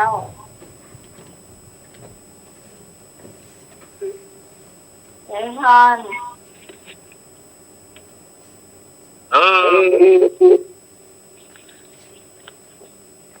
จ้า มีหน่อยโอ้ย เราได้ยินหรือยังฮอน จ้า อยากดีแล้ว วัน เนาะ นี้แป้งขนมจ้าน มยัง เล จ้าย วันนี้จะเป็นขนมไข่นกกระทาจ้าน้องหมาย โอ้โห จ้าปิ่นอันช่วงนี้เป็นใกล้หน้าหนาวแล้วเนาะแล้วก็มันเทศเป็นออกเจ้าน้องหมายเจ้ามันเทศมากเลยเอามาแบ่งไข่ขนมไข่นกกระทาเจ้า เจ้า จ้ามีส่วนผสมนะส่วนผสมของไข่นกกระทาคือมันเทศเกินกิโลนะเจ้า เจ้า แล้วก็2 ถ้วยตวงข้าวน้ำตาลทรายเนาะครึ่งถ้วยตวงเกลือป่น1 ช้อนชาเจ้า เจ้า แล้วก็จะมีกะทิ1 ครึ่งถ้วยตวงนะเจ้า อันนี้แกงอย่างแม่ ที่ทำนะเจ้า ขนม ขนมอะไรอย่าง คือนึ่งนะเอามาเทศปอกเปลือกเนาะจ้าเอามาเทศปอกเปลือกเนาะแล้วมันนึ่งจ้ะซึ่งพอสุกแล้วเราก็มาบดเนาะบดให้ละเอียดเลยนะเจ้า แล้วก็บดละเอียดแล้วก็ละมังไว้ก่อนเนาะจ้ะแล้วเอาตวงไปแป้งมันประมาณสัก2 ถ้วยตวงเนาะจะผสมกระมังที่เอามันเทศบดนะใส่เกลือป่น1 ช้อนชาลงไปน้ำตาลทรายครึ่งถ้วยตวงใส่ลงไปเจ้านวดเคล้ากันให้มันเข้ากันนะเจ้าคลุกเคล้ากันไปให้มันเข้ากันแล้วเราก็กะทิลงไปนวดโดยนะเจ้า เจ้าน วดเข้ากันดีแล้วแล้วก็ตั้งน้ำมันนะเจ้าตั้งว่าน้ำมันน้ำมันใส่กระทะน้องตั้งไฟกลางไฟปานกลางนะเจ้าพอน้ำมันร้อนเราก็ปั้นขนมแล้วเนาะเดี๋ยวฉันนวดเข้ากันดีครับปั้นเป็นลูกกลมๆลงใส่น้ำมันนะใส่หม้อน้ำมันทอดใส่ทอดปั้นลงแล้วจ้ะทอดลงไปแล้วก็มันนี่แต่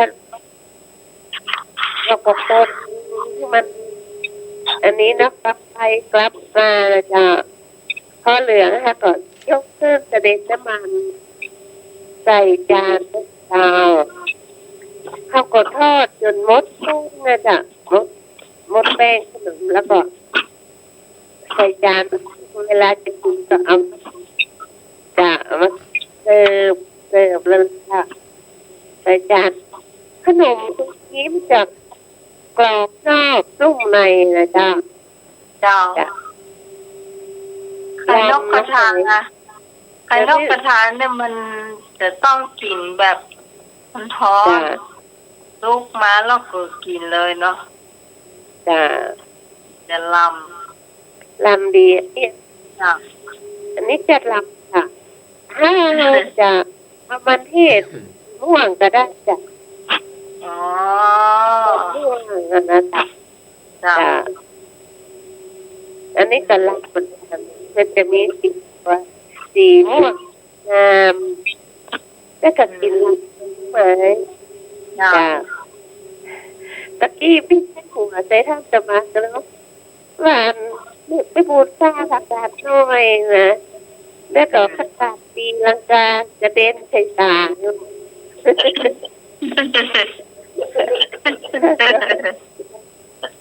เจ้าวันนี้กระโจง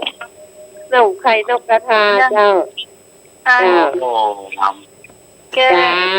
ถามมันพี่พรว่า จ้า แม่แกอะไรอ่ะ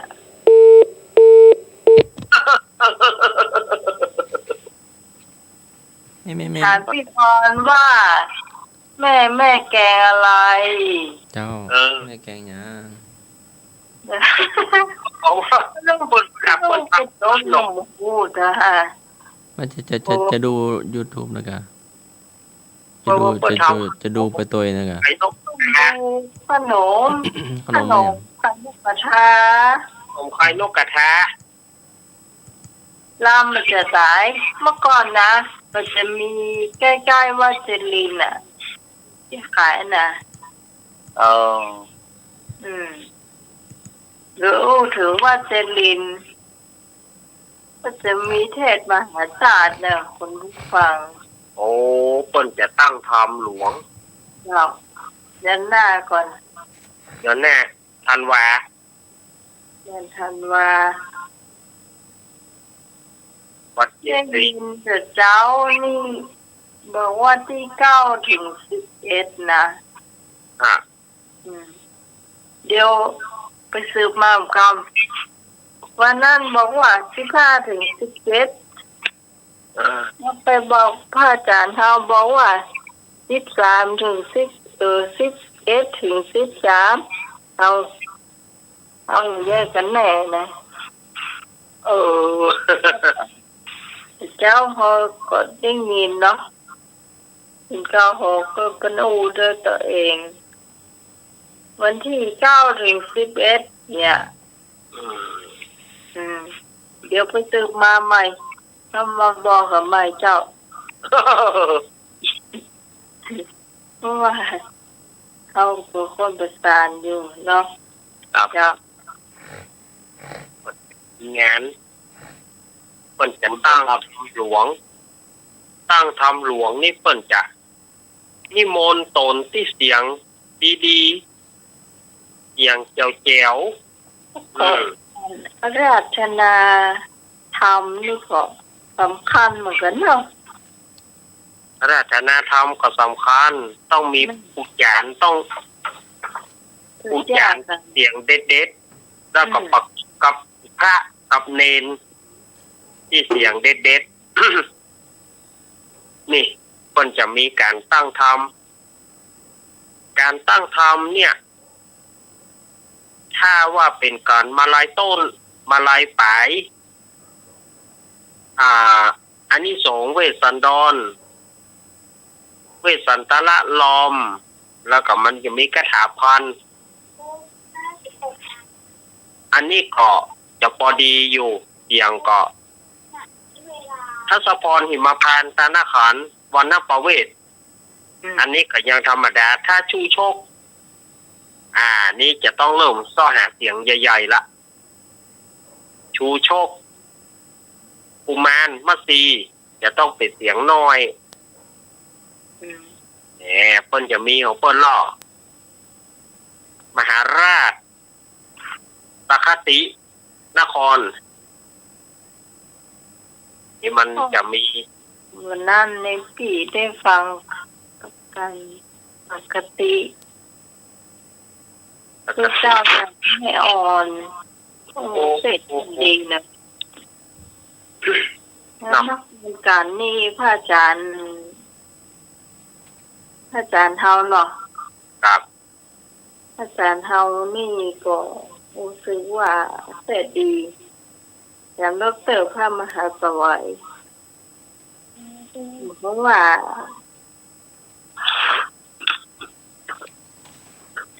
เดี๋ยวถ้ามีเวลาจะเอากราบมาไหว้เถอะ ถ้ามีเวลาเนาะ แต่ละคนนี่ขึ้นกราบนี่สุดยอดเลยชอบขนาดเลย แต่บาเดียวนี่มันหายากไปติ๊กๆนะพี่ เมื่อก่อนนี่เราจะได้ยินตุ้งทองขึ้นกราบ ตู้ลุงทอง เนี่ยเสียงเปิ้นจัดดีครับตู้ลุงบุญตันหนองตองท่านพระครูอาทรวิสุทธิคุณ แล้วก็อย่างดิเจของตุ้งทองก็คือพระครูกำมล พระครูขมูล ขึ้นกราบลงกราบสุดยอดอันนี้ได้ยินมาแล้วเนาะ แต่บัดเดียวนี่ที่จะพอมีอยู่ ถ้าเป็นการกุมารมาทีก็จะมี ท่านพระครูวิจิตรสรการ หรือว่าท่านมหาบอย อืม วัดพระธาตุสลีจอมตอง อืม ท่านทิติวัฒน์หรือว่าตุปีปีโบท่านสลีจุมตำบลบ้านเรือนอำเภอป่าซาง อืม แล้วก็อาตมาภาพ ก็จะพอได้อยู่ การ แล้ว ยัง ก็ฮะ การยังพอได้ อ๋อมันเหมือนมากการกุมารมัตสี อืม เขาจะขอ อืม เขาจะขอนิมนต์ถ้าไปที่ไหนก็กุมารมัตสีมหาราชชูโชค เนี่ยประมาณ4ก่อนเนี่ย ที่ศรัทธาญาติโยมเวลาไปงานจะขอ วันนั้นก็ได้ไปคือเปิดซักที่บอกว่าจะเป็นแม่คองสันปะตอง แล้วก็ แม่แรงป่าซาง วัดโขงขาวอำเภอดอยหลอวันนั้นเปิดนิมนต์มาได้ไปคือเปิดซักที่โยมปีเลย อ๋อ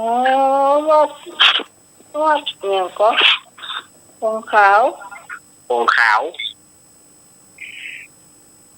วัดโขงขาว ทำหลวงเนี่ยนะครับ ตั้งทำหลวงนี่นะวัดโขงขาวเปิ้นก็นิมนต์ผู้ปี แต่ปีนี้ได้ไปคือเปิ้น อืม เพราะว่า มันบ่มีไผที่วัดนี้ อืม นะก็เลย ขืนเปิ้นขืนเบอร์ ก็ตึงบัดฮับของเปิ้นนี่เด้อเปิ้นก็มาโทรมา2 เตื้อ 3 เตื้อ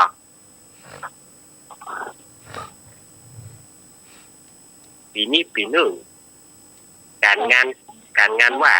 อันได้ยินอาจารย์ดร.ฮะ ว่าท่านสมัครได้ยินอาจารย์ดร.ก่อน เจ้า มีน้องอันนั้นนะ เจ้า อืมที่ชอบคนแลลงอ่ะขึ้นกราบลงแล อืม หายากนะ หายาก ขนาดเลยยากที่สุดที่ มันหายาก ในบรรดาบัดเดียวยิ่งพระเนนบัดเดียวซ้ำหาย แต่ปีได้ยินเปิ้นแหล่เหมินละแถมด็อกเตอร์นะครับ แต่เปิ้นมาแลหลายปีละแต่วันนั้นเปิ้นแหล่ตีบ่ว่าลมบ่ลีโอ้ ชอบขนาดอ่ะก็ไปการสุดท้ายเห็นตา เต่งคือเราเลยสันนครเนาะ นครจันทร์นะ นครกันสุดท้ายใจชุบ เขาอยู่ในห้างนะเนาะ ครับ ตั้งกาคันไอ้ยังก็ทุกวงกันเนาะ หมุน5เกี้ยวอ่ะ ก็ตอกกันเนาะ เข้าตอกกาว งยาไทยม่วนตา เตียงคือละ มาอันยังอ้อวันนี้มันได้ถามเรื่องคุณผู้ฟัง ได้ถามเลย อย่างคืนแล้ว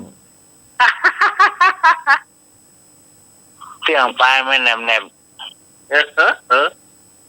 กำมาแล้ว ลาแล้วเนาะ บ่ได้ทำอย่าง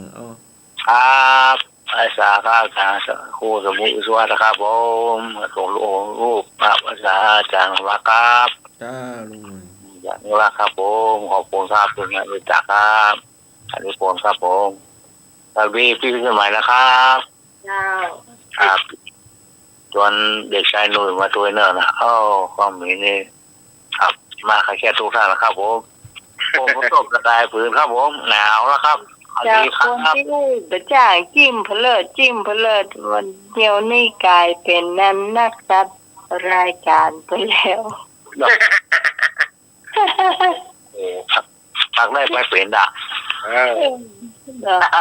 มืออีกก็แย่กัน จิ้มเพลิดไปหาอันไอ้ยังก็ เชี่ยก้าลำไย ฮะ เชี่ยก้าลำไย พี่กาลำใหญ่ ครับ ลือจะเสื้ออะไรเห็นจิ้มมาตั้งหลายรอบไม่เห็นฟังอะไรสักที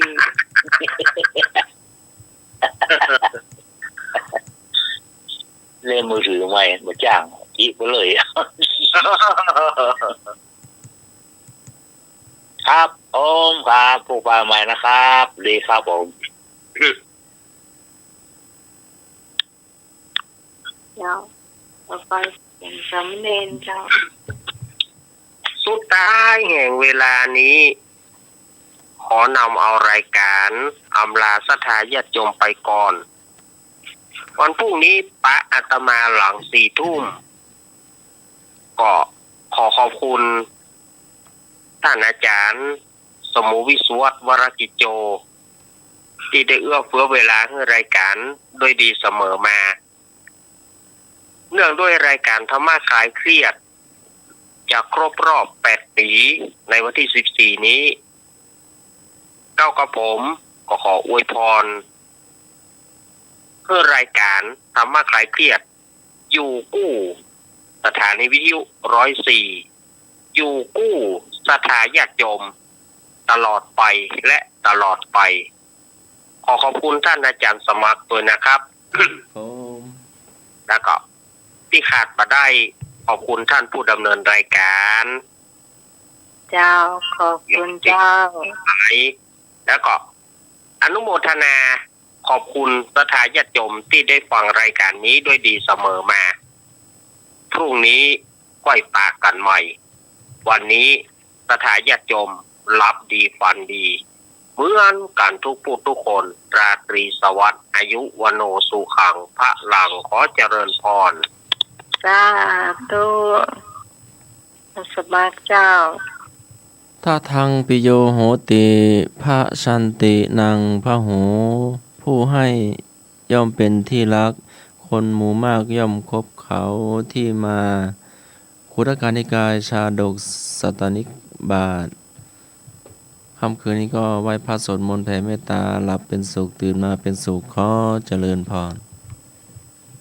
เจ้าสำหรับคำคืนนี้ขอบคุณคุณผู้ฟังทุกเสียงทุกสายที่มาช่วยกันจัดรายการแบบสนุกสนานจนถึงเวลานี้นะเจ้า ชื่นชอบรายการนี้อย่าลืมติดตามกันต่อไปในวันพรุ่งนี้ตั้งแต่3 ทุ่มถึงเที่ยงคืนขอบคุณพระอาจารย์พระครูสมุวิศวรวรกิจโจผู้อำนวยการสถานีผู้ควบคุมเสียงเลือกเพลงคุณผู้ฟังได้ฟังโดยสำหรับพระเจ้าพิสมัยสุริยรอนจากบ้านนันตันตำบลเหมืองแก้วเมืองมะริงจังหวัดเชียงใหม่วันนี้ต้องลาคุณผู้ฟังไปก่อนก็จะมาพบกันใหม่อย่าลืมติดตามกันนะเจ้าเป็นกำลังใจให้หมู่เฮาทีมงานธรรมะคลายเครียดต่อไปนะเจ้าสวัสดีเจ้า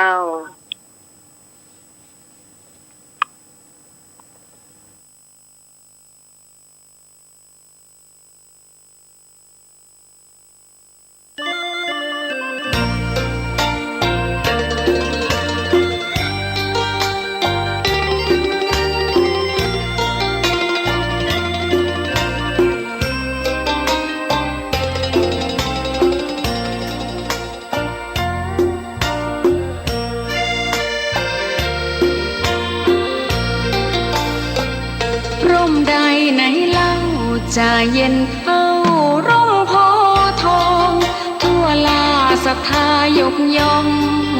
ร่มของพุทธศาสนายิ่งกว่าร่มใดกันแดดไฟฝนลมนาแผ่กิ่งก้านสาขาปกคลุมประชาทุกชีวิต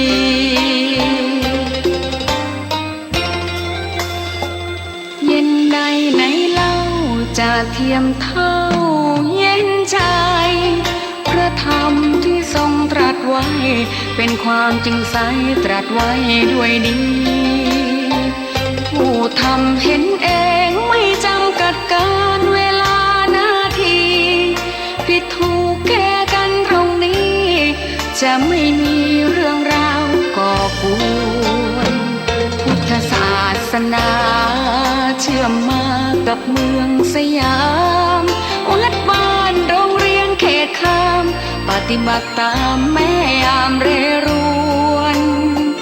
คิดทำสิ่งใดเป็นไปเพื่อประโยชน์ทั้งมวลทำดีละสิ่งยั่วยวนขนึงครวญทางสายกลางชนะในเล่าจะเทียมเท่าชนะตนยิ่งใหญ่ในทุกแห่งหนยิ่งกว่าชนะคนในสงครามไม่มีกลับแพ้ไม่มีเรื่องแย่มาลุกลามประพฤติปฏิบัติตามองค์สัมมาสัมพุทธเจ้า